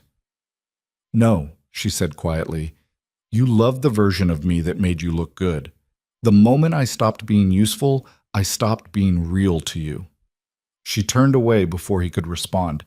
Behind her, she heard the agents reading Cameron his rights, heard Sloane's sharp protests, heard car doors slamming, then silence. Evelyn stood in the parking garage with Lucian and Isabella, her shoulder throbbing, her hands shaking, her entire body buzzing with adrenaline and exhaustion. It's done, Lucian said. Is it? Evelyn looked at him. Cameron's in custody. Torres is cooperating, but Varelli's still alive, still dangerous. The FBI has him. For now. But men like that don't stay locked up forever. They have lawyers, resources, connections. Evelyn's voice was steady despite the tremor in her hands. When does this actually end? Lucian was quiet for a long moment. Then, when Varelli's organization is dismantled completely, when every connection is severed, every asset seized, every associate either arrested or neutralized. How long will that take? Weeks? Maybe months. And until then? Until then, you stay protected. We maintain the arrangement. We finish what we started. Evelyn turned to face him fully. The contract expires in 4 months. Are you planning to extend it? The question hung between them. Lucian's expression was unreadable. Do you want me to? I don't know. Evelyn's voice was honest. A month ago, this was just survival, just revenge. But now, she gestured at her injured shoulder. Now I've been shot. I've pulled a trigger. I've watched the man I almost married confess to crimes that nearly got me killed. Nothing about this is what I signed up for. Then leave. Lucian's voice was flat. The contract has an exit clause. You can walk away right now, take the money and disappear. Can I? Evelyn stepped closer. Can I really disappear, or will Varelli's people find me anyway? Will I spend the rest of my life looking over my shoulder, wondering when someone's going to finish what they started? I'll make sure you're protected. I don't want protection. The words came out fierce. I want this over. I want Varelli gone. Not arrested, not transferred, gone. Lucian's eyes narrowed. What are you saying? I'm saying the FBI moves slow, the legal system moves slower. And while they're building their case, we're all sitting targets. Evelyn's hands clenched into fists. You know how to end this faster. I've seen enough to know you have methods the FBI won't touch. Evelyn, don't protect me from the truth, not anymore. Her voice was steel. If you want Varelli eliminated, do it, but let me help. Absolutely not. Why not? Because I'm a civilian? Because I got shot? Evelyn laughed, harsh and bitter. I stopped being a civilian the moment I married you, and getting shot just taught me how to survive people who want me dead. You don't know what you're asking. I'm asking to stop being a victim. I'm asking to take control of my own safety instead of depending on you or the FBI or anyone else. Evelyn met his eyes. Teach me. Use me. Whatever it takes. But stop treating me like I'm made of glass. Isabella spoke from behind them. She's serious. I know she's serious, Lucian snapped. That's the problem. Is it? Isabella moved closer. Because from where I'm standing, Evelyn just proved she's more capable than half your team. She walked into a hostile facility, maintained cover under interrogation, and defended herself when it mattered. Those aren't civilian skills. She's not trained. Then train her. Isabella's voice was matter-of-fact. You wanted a wife who could operate in your world. You got one. Now deal with it. Lucian stared at both of them, his jaw tight, his hands clenched. Finally, he pulled out his phone and made a call. "It's me," he said when someone answered. "Accelerate the Varelli timeline. I want options for direct action within 48 hours. He paused, listening. "I don't care about the risks. Just give me options." He ended the call and looked at Evelyn. "You want in?" he said. "You're in, but you follow my rules. You train with Isabella. You don't move without clearance. And if I tell you to abort, you abort. Understood?" Evelyn nodded. "Understood." "Good." Lucian's expression was grim. "Because what comes next is going to be a lot worse than Bayonne." Batsimad. The training started immediately. Isabella worked Evelyn like a drill sergeant, pushing her past exhaustion, past pain, past every instinct that screamed to quit. They trained in the warehouse gym despite Evelyn's injured shoulder, modified exercises that built strength without compromising the wound. Hand-to-hand combat, firearms drills, tactical movement, how to clear a room, how to assess threats, how to kill someone if necessary. "Pain is just information," Isabella said, watching Evelyn struggle through another repetition. "Your body's telling you something's wrong. Acknowledge it and keep moving." Evelyn's shoulder screamed. Sweat dripped into her eyes. Her muscles shook with fatigue, but she kept moving. Between sessions, Lucian briefed her on Varelli's operation. Shipping routes, safe houses, known associates. The intelligence was granular, detailed, compiled over months of surveillance. "Varelli's being held at the Metropolitan Detention Center in Brooklyn," Lucian explained, pointing to a map. "He's scheduled for transfer to a federal facility upstate in 72 hours. That transfer is our window." "You're planning to intercept?" "I'm planning to create an opportunity. Prison transports follow predictable routes with minimal security compared to the facility itself. If something were to happen during transit, an accident, a delay, a complication, it would give us access." "Us," Evelyn repeated. "My team. Isabella. And you, if you're still committed." Evelyn's pulse hammered. "What's my role?" "You'll be in a support vehicle, monitoring communications, providing real-time intel on law enforcement response. If anything goes wrong, you coordinate evacuation." "So I'm still sitting in a car." "You're coordinating a military precision operation. That's not nothing." "But it's not front line." Lucian's expression hardened. "You're not ready for front line. Then make me ready." "You have 72 hours. "Evelyn, you said if I was in, I was in. So put me in." They stared at each other, the tension crackling. Isabella interrupted from the doorway. "Let her prove herself. One final test. If she passes, she's on the team. If she fails, she rides support." "What kind of test?" Evelyn asked. Isabella's smile was sharp. "The kind that shows whether you can handle real pressure." The test came at midnight. Isabella drove Evelyn to a warehouse district in Queens, deserted and industrial. The kind of place where screams wouldn't carry. They parked beside a building with broken windows and graffiti-tagged walls. Inside, Isabella said, "Second floor, you'll find a target. Neutralize it and extract the intelligence packet it's carrying. You have 15 minutes." Evelyn stared at the building. "What kind of target?" "You'll find out." Isabella handed her a loaded handgun and a small flashlight. "Clock starts when you enter." Evelyn took the weapon, checked the chamber, then looked at Isabella. "This is insane." "This is your career audition, pass or fail." Isabella gestured toward the building. "Move." Evelyn exited the car and approached the warehouse. Her shoulder ached, her hands were sweaty on the gun grip, but her mind was clear. She entered through a side door, the hinges shrieking. Inside, darkness pressed in from all sides. She clicked on the flashlight, sweeping the beam across debris-strewn floors and collapsed shelving. A sound. Footsteps. Second floor. Evelyn moved toward the stairs, placing each foot carefully, controlling her breathing the way Isabella had taught her. The stairs creaked under her weight. She paused, listening. Nothing. She reached the second-floor landing. A long hallway stretched ahead, doors on either side, most of them open. Another sound, this time to her left. Evelyn pivoted, raising the gun, flashlight beam cutting through shadows. A figure stood in the doorway, Tall, male, wearing a tactical vest. He raised his hands. "Don't shoot." Evelyn's finger tightened on the trigger. "Who are you?" "Your test." The man's voice was calm. "I'm carrying the intelligence packet. You need to take it from me without killing me. Think you can manage that?" Evelyn's pulse hammered. This was the test, not just marksmanship, but judgment under pressure. "Drop the packet," she said. "No. I have a gun.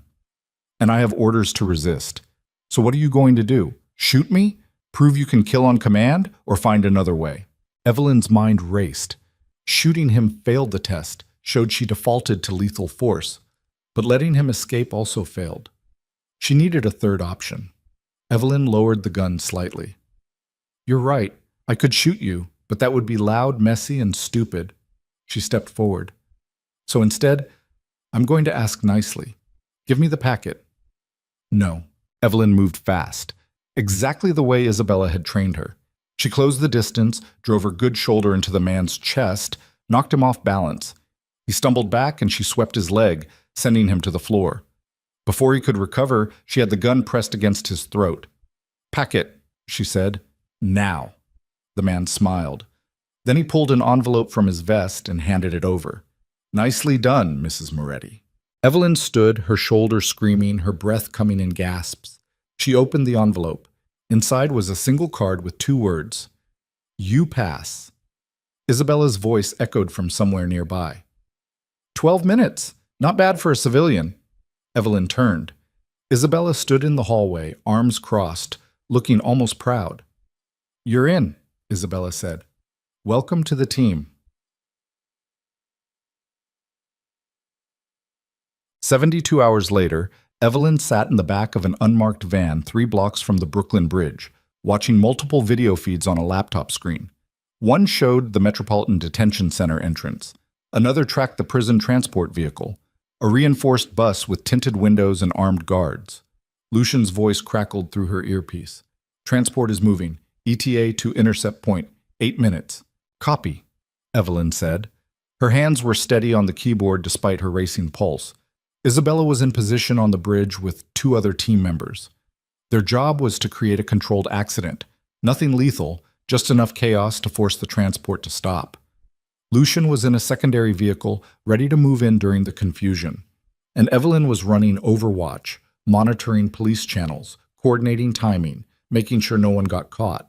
"Traffic cams show NYPD units 2 miles south," Evelyn reported. "You have a 4-minute window before they respond to any incident." "Understood," Lucian said. "Isabella, status?" "In position. Ready on your mark." Evelyn watched the transport bus navigate through Brooklyn traffic.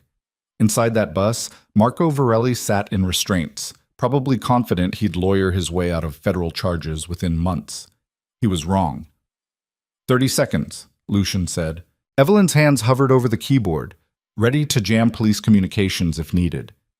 10 seconds. The transport bus entered the bridge. "Mark." Isabella's vehicle pulled out from a side street, timed perfectly to force the bus driver to brake hard. Tires shrieked. The bus swerved, clipping a barrier, then lurched to a stop. Exactly as planned.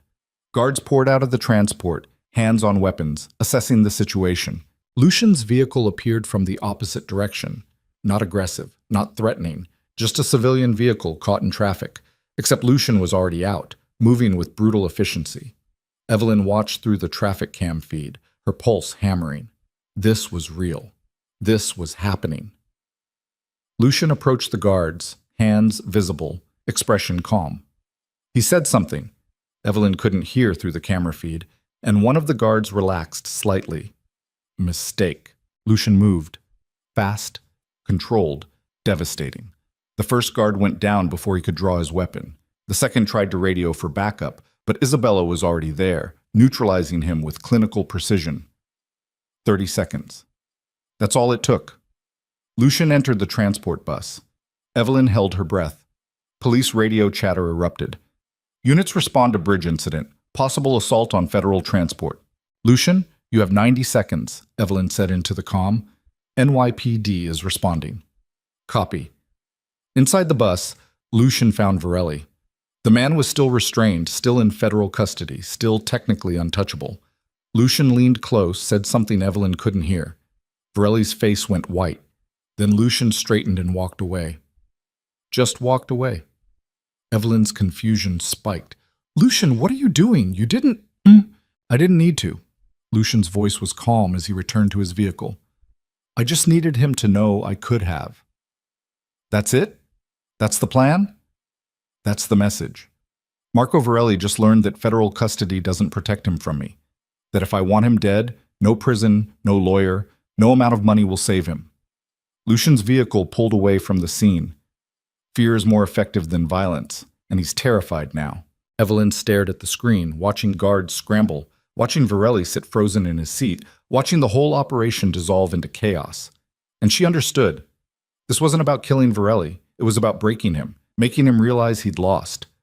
That his empire was gone, his protection was illusion, and his only hope of survival was cooperation. "All units clear," Isabella reported. "No casualties. NYPD arriving in 30 seconds. "Extract," Lucian ordered. Evelyn watched the feeds as the team dissolved into traffic, anonymous and invisible, leaving behind nothing but confusion and one very terrified criminal. Her phone buzzed. Text from Lucian. "Well done. You just ran your first operation." Evelyn sat back, her heart still racing, her hands still steady. She'd crossed a line tonight, moved from victim to participant, from protected to protector. And the terrifying part wasn't that she'd done it. It was that she'd been good at it. Varelli started talking within 6 hours. The FBI contacted Lucian's attorney with an offer: comprehensive cooperation in exchange for protective custody and a reduced sentence. Varelli gave up names, locations, financial records, everything. His organization collapsed like a house of cards. Arrests happened across 3 states. Assets were seized. Associates scrambled for their own deals. And through it all, Evelyn watched from the warehouse, monitoring news feeds and legal filings, witnessing the systematic destruction of the man who'd threatened her life. It should have felt like victory. Instead, it felt like standing at the edge of a cliff, looking down at a drop she couldn't come back from. Lucian found her on the warehouse roof 3 days later, staring out at the Manhattan skyline. "It's over," he said. "Varelli's done. Cameron's testifying. Torres is in witness protection. Every threat has been neutralized." "So what happens now?" Evelyn asked. "Now you decide." Lucian moved to stand beside her. "The contract has 3 months left. You can fulfill it, take your money, and walk away. Or we renegotiate." Evelyn turned to look at him. "Renegotiate what?" "The terms, the timeline, the nature of our arrangement." Lucian's voice was careful. "The last few weeks have changed things. We're not the same people who signed that contract." "No," Evelyn agreed. "We're not. So the question is, what do you want?" Evelyn stared at him, at this man who'd offered her revenge and protection and danger in equal measure, who'd treated her like an asset until she proved she was more, who'd stood between her and every threat until she learned to stand herself. "I don't know," she said honestly. "Then we have 3 months to figure it out." Lucian's expression softened slightly. No pressure, no obligations beyond what's already contracted, just time. "And after 3 months?" "After 3 months, you decide whether you want to walk away or stay. Either way, you'll be safe. You'll be compensated. And you'll have choices." Evelyn's throat tightened. "What about you? What do you want?" Lucian was quiet for a long moment. Then he said, "I want you to choose to stay, not because of money or safety or revenge, but because you want to." The admission hung between them, raw and honest and terrifying. Evelyn's pulse hammered. She thought about the woman she'd been 6 weeks ago, broken, humiliated, desperate. And she thought about the woman she'd become, scarred, capable, dangerous. She didn't know which version was real anymore, maybe both, maybe neither. 3 months, she said finally. "And then we see." Lucian nodded. 3 months. He extended his hand. Evelyn shook it, feeling the same cold certainty she'd felt that first night in the Mercedes. Except this time, it wasn't fear. It was possibility. And that was somehow more terrifying than anything that had come before. Because for the first time since Cameron had destroyed her life, Evelyn Shaw, now Evelyn Moretti, had a choice. Not between survival and death, but between who she'd been and who she was becoming. And in 3 months, she'd have to decide which one she wanted to keep. 3 months became a strange kind of limbo. Evelyn moved back into the penthouse overlooking the Hudson, but the space felt different now. Less like a cage, more like a headquarters. She kept her own bedroom, maintained her own schedule, and Isabella stopped watching her like a potential threat. The security team knew her name. The staff nodded when she passed. Somewhere in the transition from contract wife to actual presence, she'd become part of the infrastructure. But the question remained unanswered. What came after? The contract's expiration date loomed like a deadline neither of them wanted to discuss. Lucian worked longer hours, left earlier each morning, came home later each night. When they did cross paths, their conversations were careful, measured, stripped of anything that resembled vulnerability. How was your day? Productive. Yours? Fine. Then silence. Evelyn filled the time with architecture. She'd started taking freelance consulting projects. Nothing that connected to Lucian's world, just clean work that reminded her who she'd been before everything shattered. Her firm had reached out twice about returning full-time.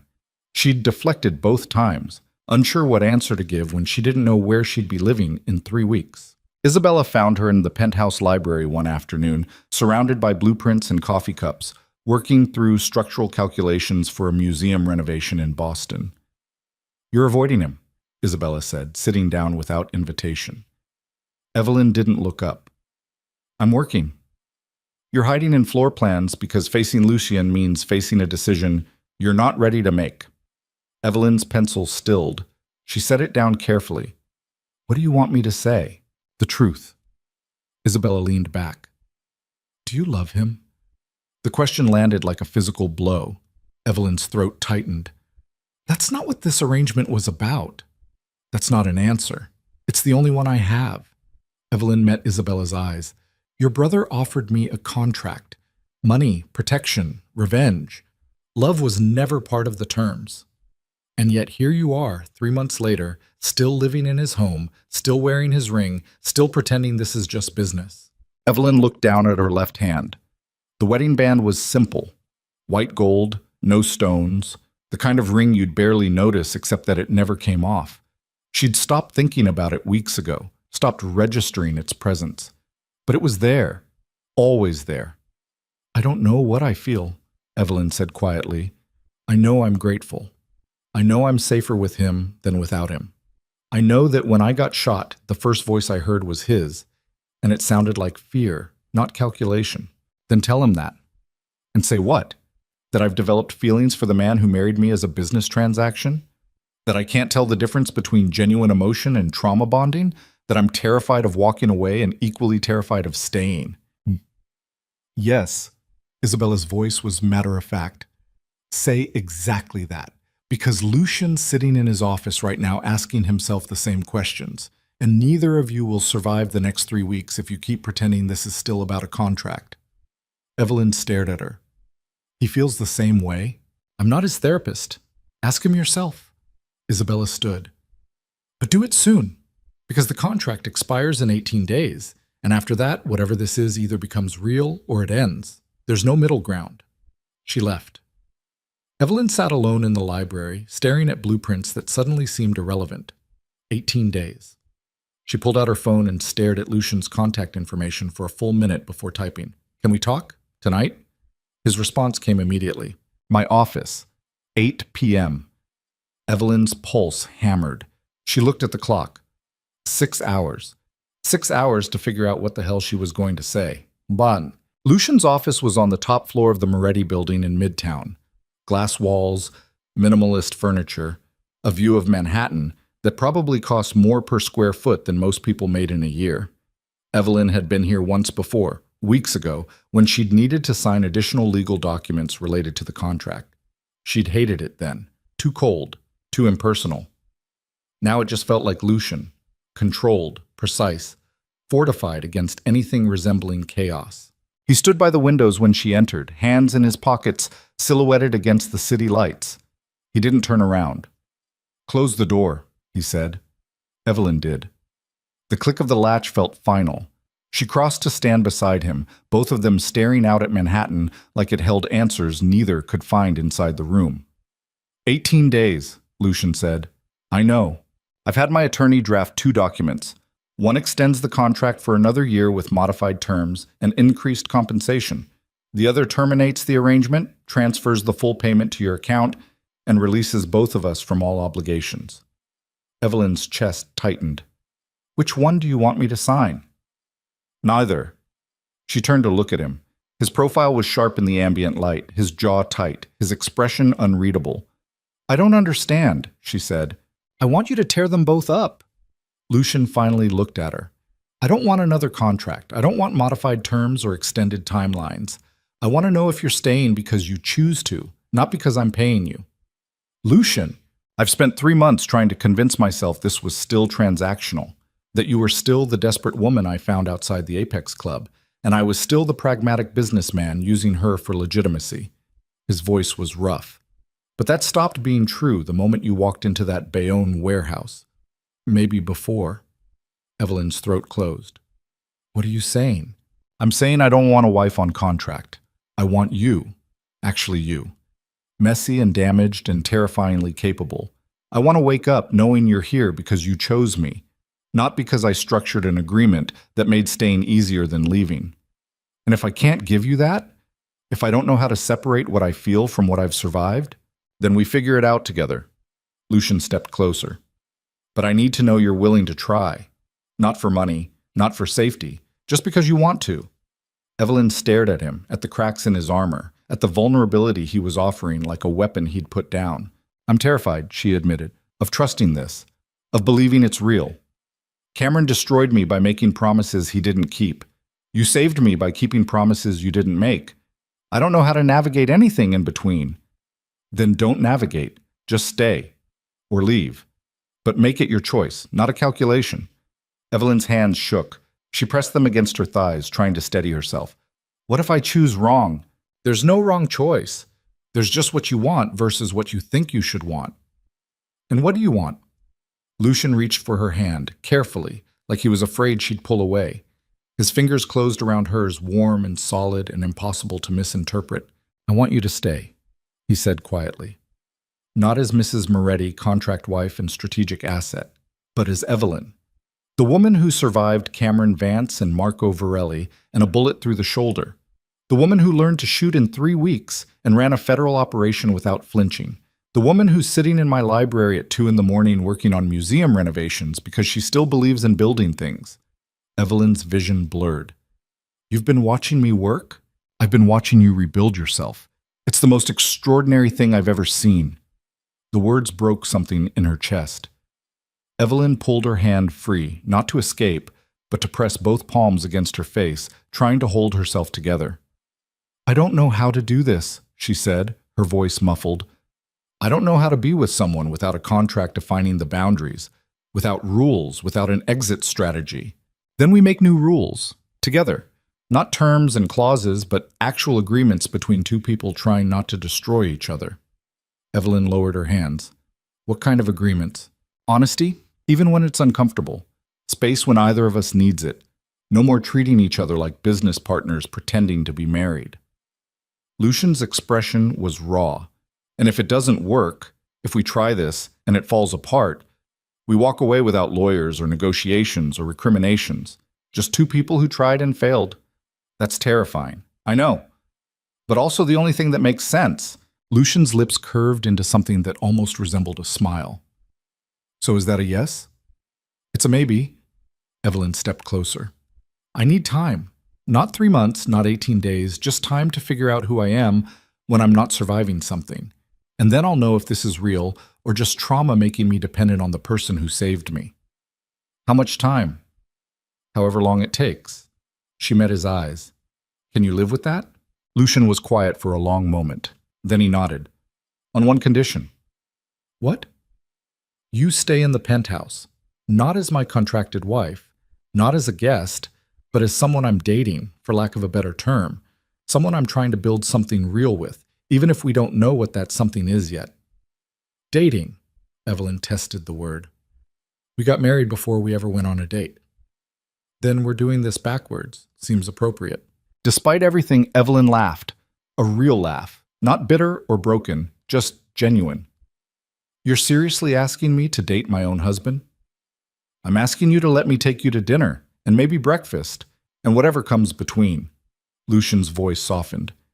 No contracts, no obligations, just us figuring out if this works when we're not fighting for survival. Evelyn stared at him, at this impossible man who'd offered her revenge wrapped in legal documents and somehow ended up offering her something far more dangerous. Hope. Okay, she said, but I'm keeping my own bedroom. Agreed. And my own schedule. Naturally. And if Isabella makes one more comment about us being emotionally constipated, I'm moving out. Lucian's smile was real now. I'll talk to her. Good. Evelyn extended her hand. Then we have a deal. Lucian took her hand and pulled her closer instead of shaking it.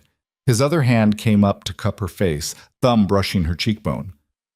I'm going to kiss you now, he said, not because a photographer's watching or because we're maintaining appearances, but because I want to. Is that okay? Evelyn's pulse hammered. She nodded, not trusting her voice. Lucian kissed her.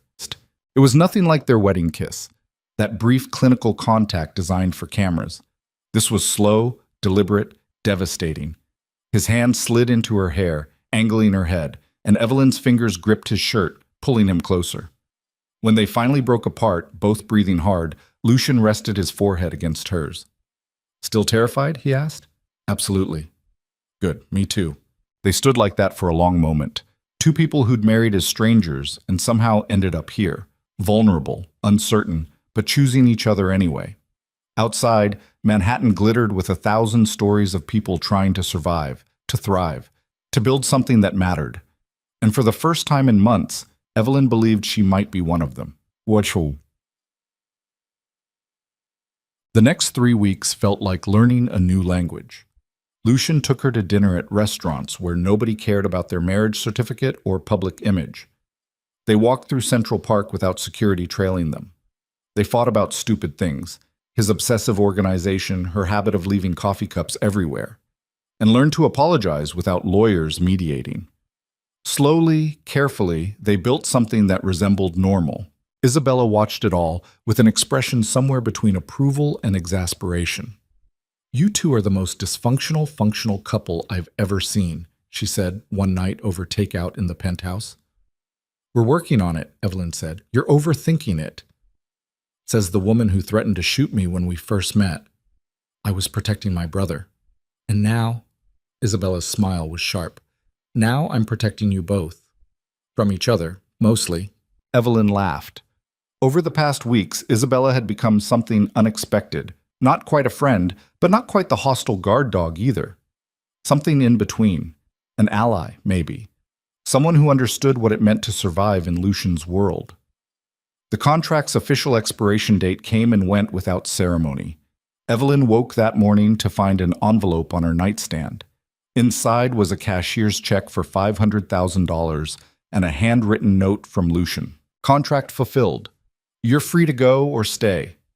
Either way, this is yours. L. Evelyn stared at the check for a long time. Then she got dressed, walked to Lucian's office, and handed it back. What's this?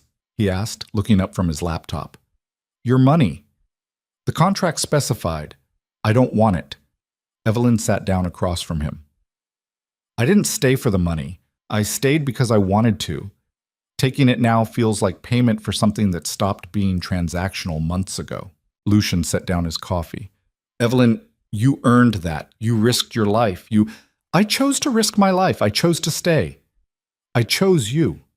She pushed the check back across the desk. And if we're doing this, actually doing this, then it starts with me not being compensated for my presence. That's not... It is. Her voice was firm. I need to know I'm here because I want to be, not because you paid me. So keep the money, or donate it, or burn it. I don't care. But I'm not taking it. Lucian stared at her, something raw and unguarded in his expression. Then he tore the check in half. Then it's gone, he said quietly. No money, no contract. Just us. Evelyn's throat tightened. Just us. Lucian stood and crossed to her side of the desk. He knelt beside her chair, taking her hands in his. "Marry me," he said. Evelyn's breath caught. "We're already married?" "Legally. On paper. In a city hall with strangers as witnesses." Lucian's grip tightened. "I want to marry you for real. No contracts, no timelines, no strategy. Just you and me and a promise that actually means something." Tears burned in Evelyn's eyes. "Lucian, I love you." The words came out rough, like he'd been holding them back for months. "I don't know when it happened. Maybe at the Met when you faced Cameron without flinching. Maybe in Bayonne when you pulled that trigger. Maybe the first night when you signed a contract with a stranger because you were angry enough to bet everything on revenge." His voice cracked. "But I love you. And I want to spend the rest of my life proving you made the right choice by staying."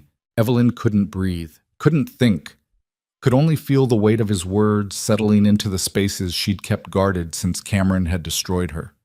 "I love you too," she whispered, "and it terrifies me." "Good." Lucian's smile was shaky. "We'll be terrified together." Evelyn pulled him up and kissed him, hard, desperate, honest. When they broke apart, both of them were crying. "So is that a yes?" Lucian asked. "It's a yes." Evelyn wiped her eyes.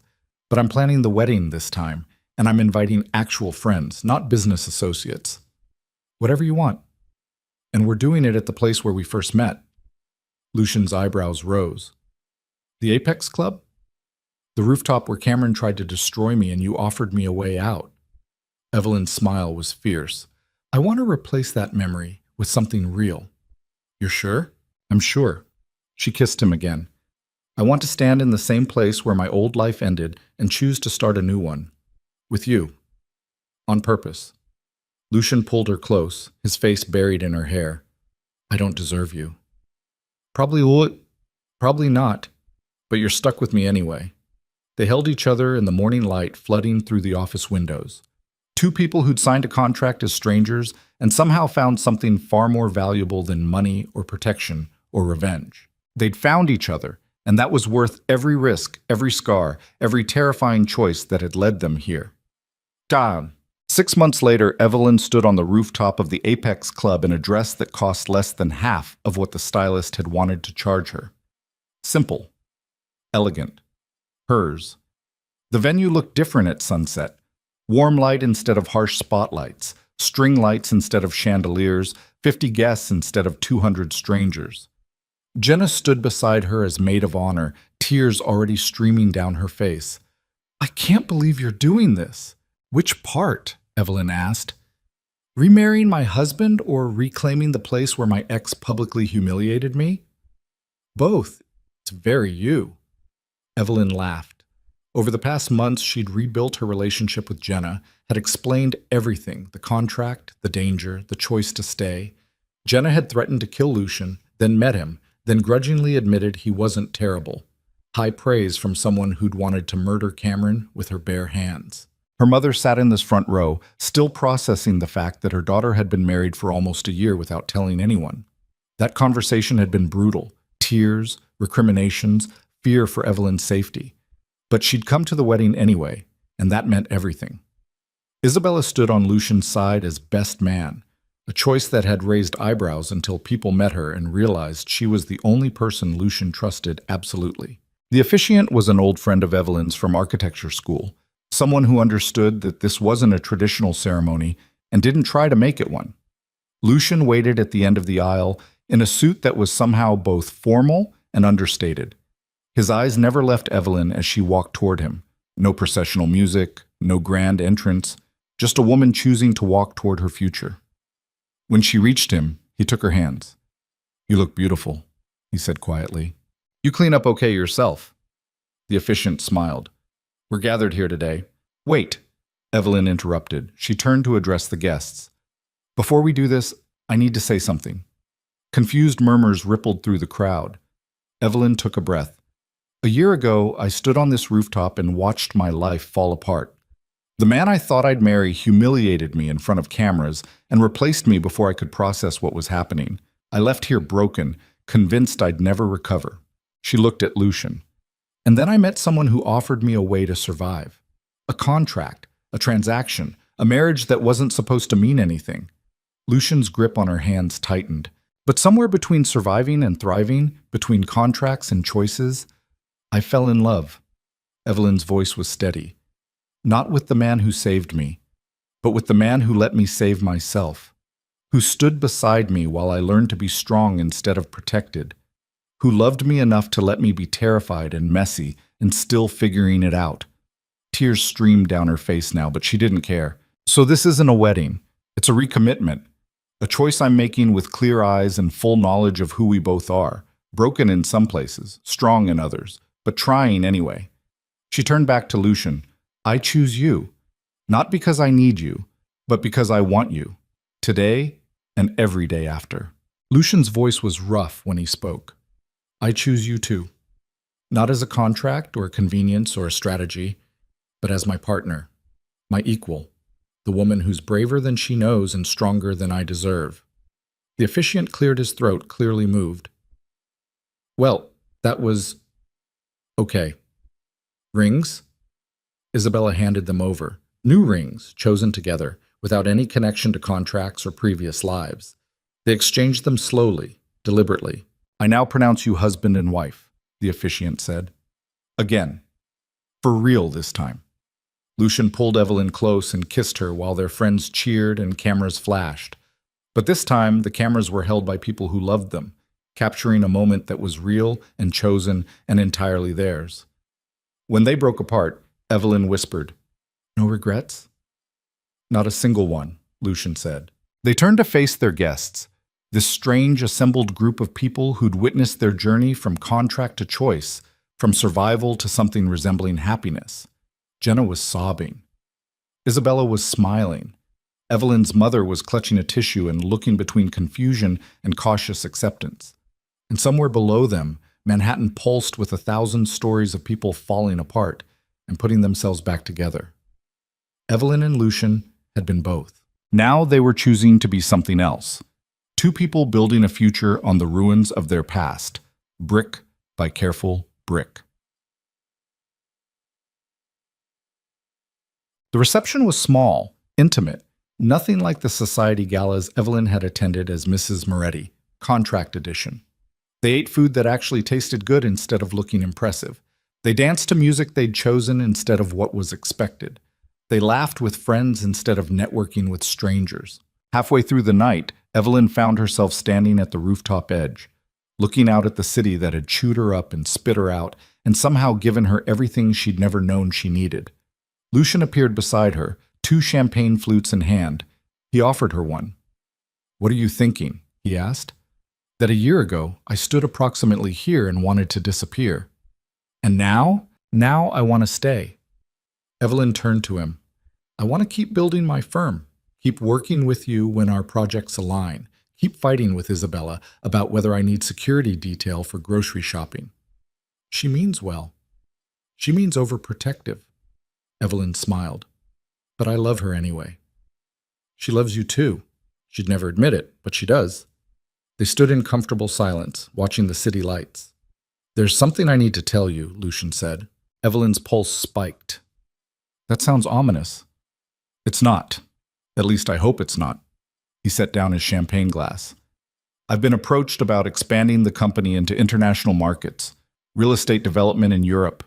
It's legitimate, profitable, and would require significant travel. Okay, Evelyn said slowly. I turned it down. Why? Because I don't want to spend the next 5 years building an empire if it means barely seeing you. I did that before, prioritized business over everything else. It didn't end well. Lucian's voice was quiet. I'd rather build something smaller with you than something massive without you. Evelyn stared at him. Lucian, you can't just turn down opportunities because of me. I'm not turning them down because of you. I'm turning them down for us. There's a difference. He took her hand. I've spent 20 years building businesses. I want to spend the next 20 building a life. If that means smaller projects and less expansion, I'm okay with that. And if I'm not, what if I want you to take those opportunities? Then we figure out how to make it work. We travel together when possible. We build our schedules around each other. We compromise. Lucian's grip tightened. But I need you to know that you're not an obligation or a constraint. You're a choice I'm making every day. And that includes choosing what kind of life we build together. Evelyn's throat tightened. I don't know what I did to deserve you. You survived. That's more than enough. She kissed him, tasting champagne and possibility and the strange, terrifying beauty of choosing someone without a safety net. When they broke apart, Isabella was watching from across the rooftop, her expression knowing. She raised her glass in a silent toast. Evelyn raised hers back. Two women who'd started as enemies and ended up as something close to family, bonded by the man they both loved and the understanding that survival required more than strength. It required trust. And trust, Evelyn was learning, was the hardest thing to build and the most valuable thing to keep. 3 years later, Evelyn stood in the office of Shaw and Associates Architecture, staring at blueprints for a community center in the Bronx. Her firm had grown from her alone to a team of 6, young architects hungry to build things that mattered instead of vanity projects for the ultra-wealthy. They took on projects nobody else wanted: affordable housing, public spaces, renovations of historic buildings in neglected neighborhoods. It wasn't glamorous. It didn't make headlines. But it mattered, and that was enough. Her phone buzzed. Text from Lucian. Dinner tonight? I'm cooking. Evelyn smiled. Lucian had discovered cooking 6 months ago and treated it with the same intensity he brought to everything else. Obsessive research, precision execution, occasional spectacular failures. What are you making? It's a surprise. Last surprise gave me food poisoning. That was once. And I've improved. Debatable. But yes, 7 p.m.? Perfect. Love you. Love you too. Evelyn set down her phone, still smiling. 3 years since the contract expired. 3 years since she'd chosen to stay. 3 years of building a life that was messy and complicated and sometimes terrifying, but real in ways she'd never experienced before Cameron destroyed her. She didn't think about Cameron often anymore. He'd testified against Varelli's organization, received a reduced sentence, and disappeared into obscurity somewhere in the Midwest. Sloan had cut ties immediately, married someone more politically viable, and never looked back. The story of Evelyn's public humiliation had been buried under 1,000 newer scandals.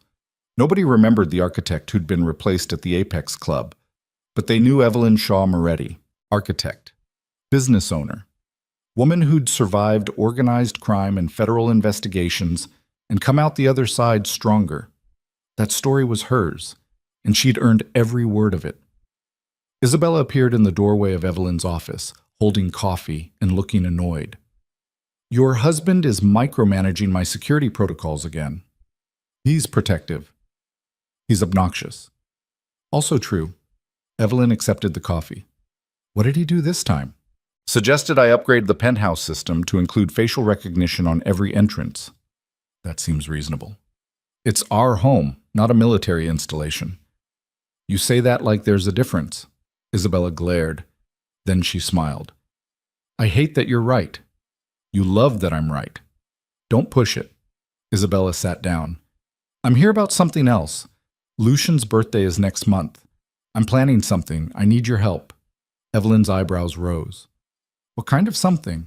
The kind that requires his wife to distract him for 48 hours while I coordinate with his entire security team and half of Manhattan's event planning industry. You're throwing him a party. I'm throwing him a party, Isabella confirmed. And before you ask, yes, he'll hate it, but he deserves it anyway. Evelyn laughed. Okay, I'm in. What do you need? They spent the next hour planning, not a corporate gala or political fundraiser, but an actual party with people Lucian cared about. His security team, a few business partners who'd become friends, Evelyn's architecture colleagues, Isabella's girlfriend, a prosecutor who'd somehow fallen for the most terrifying woman Evelyn had ever met. Small, personal, real. The kind of event that would have been impossible 3 years ago, when Lucian's entire life was compartmentalized into business and strategy and controlled violence. But things had changed. He'd changed. They'd both changed. And somewhere in that transformation, they'd built something worth celebrating. Pikik. The night of Lucian's birthday, Evelyn convinced him to leave the city for a weekend upstate. A bed and breakfast in the Hudson Valley, supposedly just the two of them. No work, no obligations. Lucian had been suspicious, but agreed. They drove north through autumn foliage, talking about nothing important.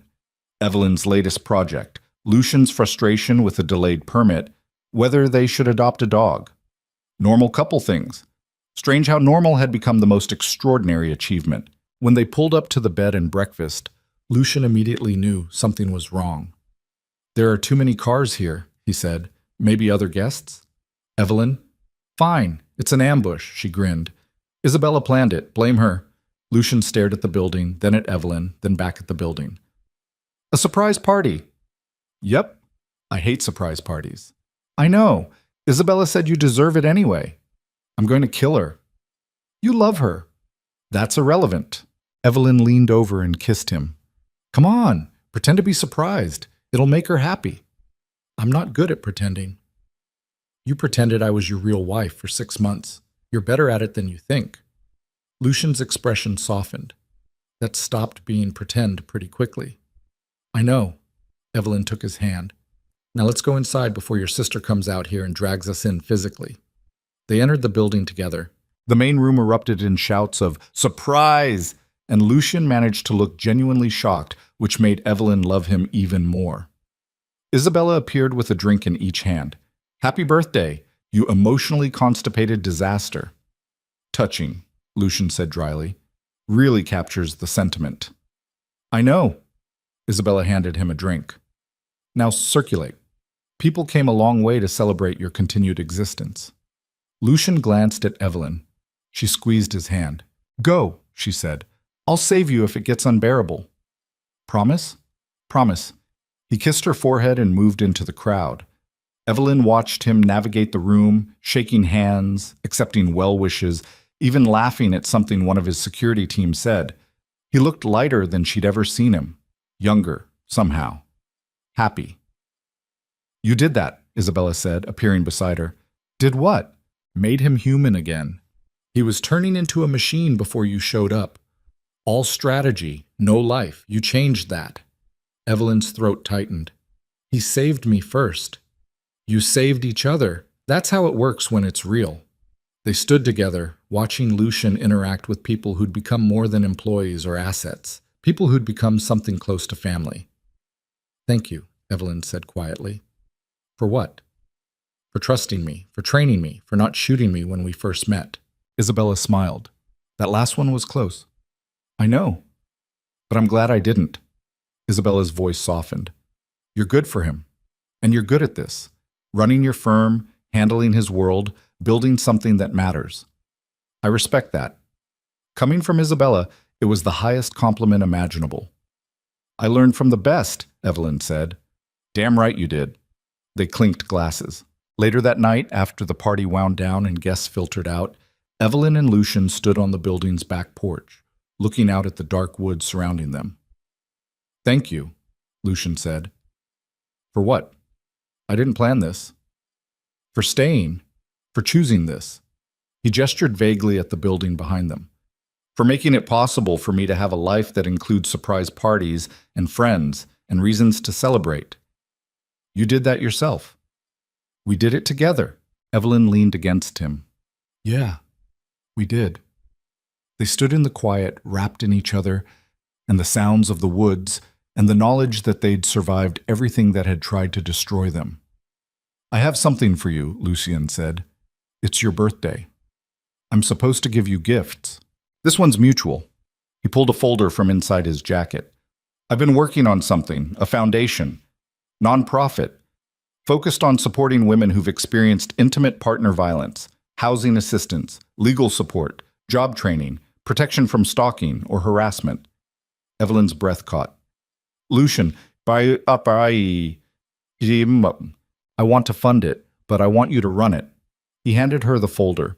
"Or at least sit on the board. Use your architecture background to design safe housing, your connections to build partnerships, your experience to make sure we're actually helping instead of just throwing money at the problem." Evelyn opened the folder. Inside were preliminary organizational documents, mission statements, budget projections, and a proposed name, the Evelyn Shaw Foundation. Her vision blurred. "You can't name it after me." "Why not? You're the reason it exists." Lucian's voice was quiet. Cameron tried to destroy you. I offered you a way to survive. But you did the actual work of rebuilding. I want to help other women do the same thing. And I want you to lead it." Evelyn couldn't speak, could only stare at the documents through tears, at this man who'd started as a stranger offering a contract and ended up offering her the chance to turn her pain into purpose. "Is that a yes?" Lucian asked. "It's a yes." She threw her arms around him. "It's absolutely a yes." They held each other under the stars, two people who'd signed a contract as a survival strategy and ended up building something far more valuable. Not just love, but legacy. A way to take the worst moments of their lives and transform them into something that helped others survive their own worst moments. And that, Evelyn realized, was the real ending. Not revenge on Cameron, not victory over Varelli, but the choice to take everything that had tried to break her and use it to build something stronger. 5 years after the contract expired, Evelyn stood at the ribbon-cutting ceremony for the Foundation's first housing facility, a converted brownstone in Brooklyn, renovated by her firm, designed specifically for women escaping dangerous situations. 20 units, private, secure, beautiful in a way that said you matter, you're worth protecting, you deserve more than survival. Lucian stood beside her, his hand warm in hers. Isabella was there with her partner, both of them looking simultaneously proud and uncomfortable with the publicity. Jenna had flown in from Chicago, where she'd moved for a job opportunity and immediately started organizing local chapters of the foundation. Even Evelyn's mother was there, still not entirely comfortable with Lucian's history, but unable to deny the good they were doing together. The press asked questions. Evelyn answered them with the same honesty she'd learned to apply to everything. "Yes, I experienced intimate partner violence in the form of public humiliation and manipulation. No, it wasn't physical abuse, but it was devastating. And yes, I survived because I found people who supported me instead of exploiting me. That's what this foundation does. Provide support without strings, safety without judgment, and resources without requirements that re-traumatize people who've already been through hell." The cameras flashed. The journalists scribbled notes, and somewhere, someone watching would see this and realize they didn't have to stay broken. That was the point. After the ceremony, Lucian pulled Evelyn aside. "I have something else for you," he said. "More foundations? Because I'm running out of hours in the day." "Not a foundation, a choice." He handed her a small box. "Open it." Evelyn did. Inside was a key. "To what?" she asked. "A building in Queens, former warehouse, needs complete renovation." Lucian's eyes were bright. "I bought it 6 months ago. I want to give it to you. Turn it into whatever you want. More foundation housing, your firm's headquarters, a combination of both. It's yours. No contracts. No conditions. Just a building waiting for you to decide its future." Evelyn stared at the key, then at Lucian, then back at the key. "You bought me a warehouse." "I bought you possibility." "That's the most romantic thing you've ever said." "I'm working on it." Evelyn kissed him, not caring that cameras were still rolling, that people were watching, that this moment would probably end up in foundation promotional materials. Let them watch. Let them see two people who'd started as a transaction and ended up as partners. Let them see that survival was just the beginning, and thriving was the real victory. When they broke apart, Lucian whispered, "No regrets?" "Not a single one," Evelyn said. And she meant it, because standing there in Brooklyn, holding a key to a building she'd fill with purpose, surrounded by people who'd become her chosen family, Evelyn Shaw Moretti had finally, completely, rebuilt herself. Not into who she'd been before Cameron, but into someone stronger. Someone who'd walked through fire and come out tempered instead of destroyed. Someone who'd signed a contract with a stranger and ended up finding herself. The old Evelyn would never have survived this world. But the new one? She didn't just survive, she thrived. And that made every scar, every risk, every terrifying choice worth it. Manhattan glittered in the distance, full of stories of people falling and rising and falling again. Evelyn's story was just one among millions. But it was hers. And for the first time since Cameron had removed her engagement ring in front of cameras, Evelyn knew exactly who she was. Not a victim, not a survivor, but a woman who'd chosen herself, and then chosen to share that self with someone who'd earned it. That was the real ending. Not revenge, not rescue, but choice. Deliberate, terrifying, beautiful choice. And everything that came after was just two people building a life on that foundation, brick by careful brick, choosing each other every single day. No contracts required, just love. Real, messy, hard-earned love. And that, Evelyn thought as Lucian's hand found hers again, was worth more than any amount of money or safety or revenge. It was worth everything.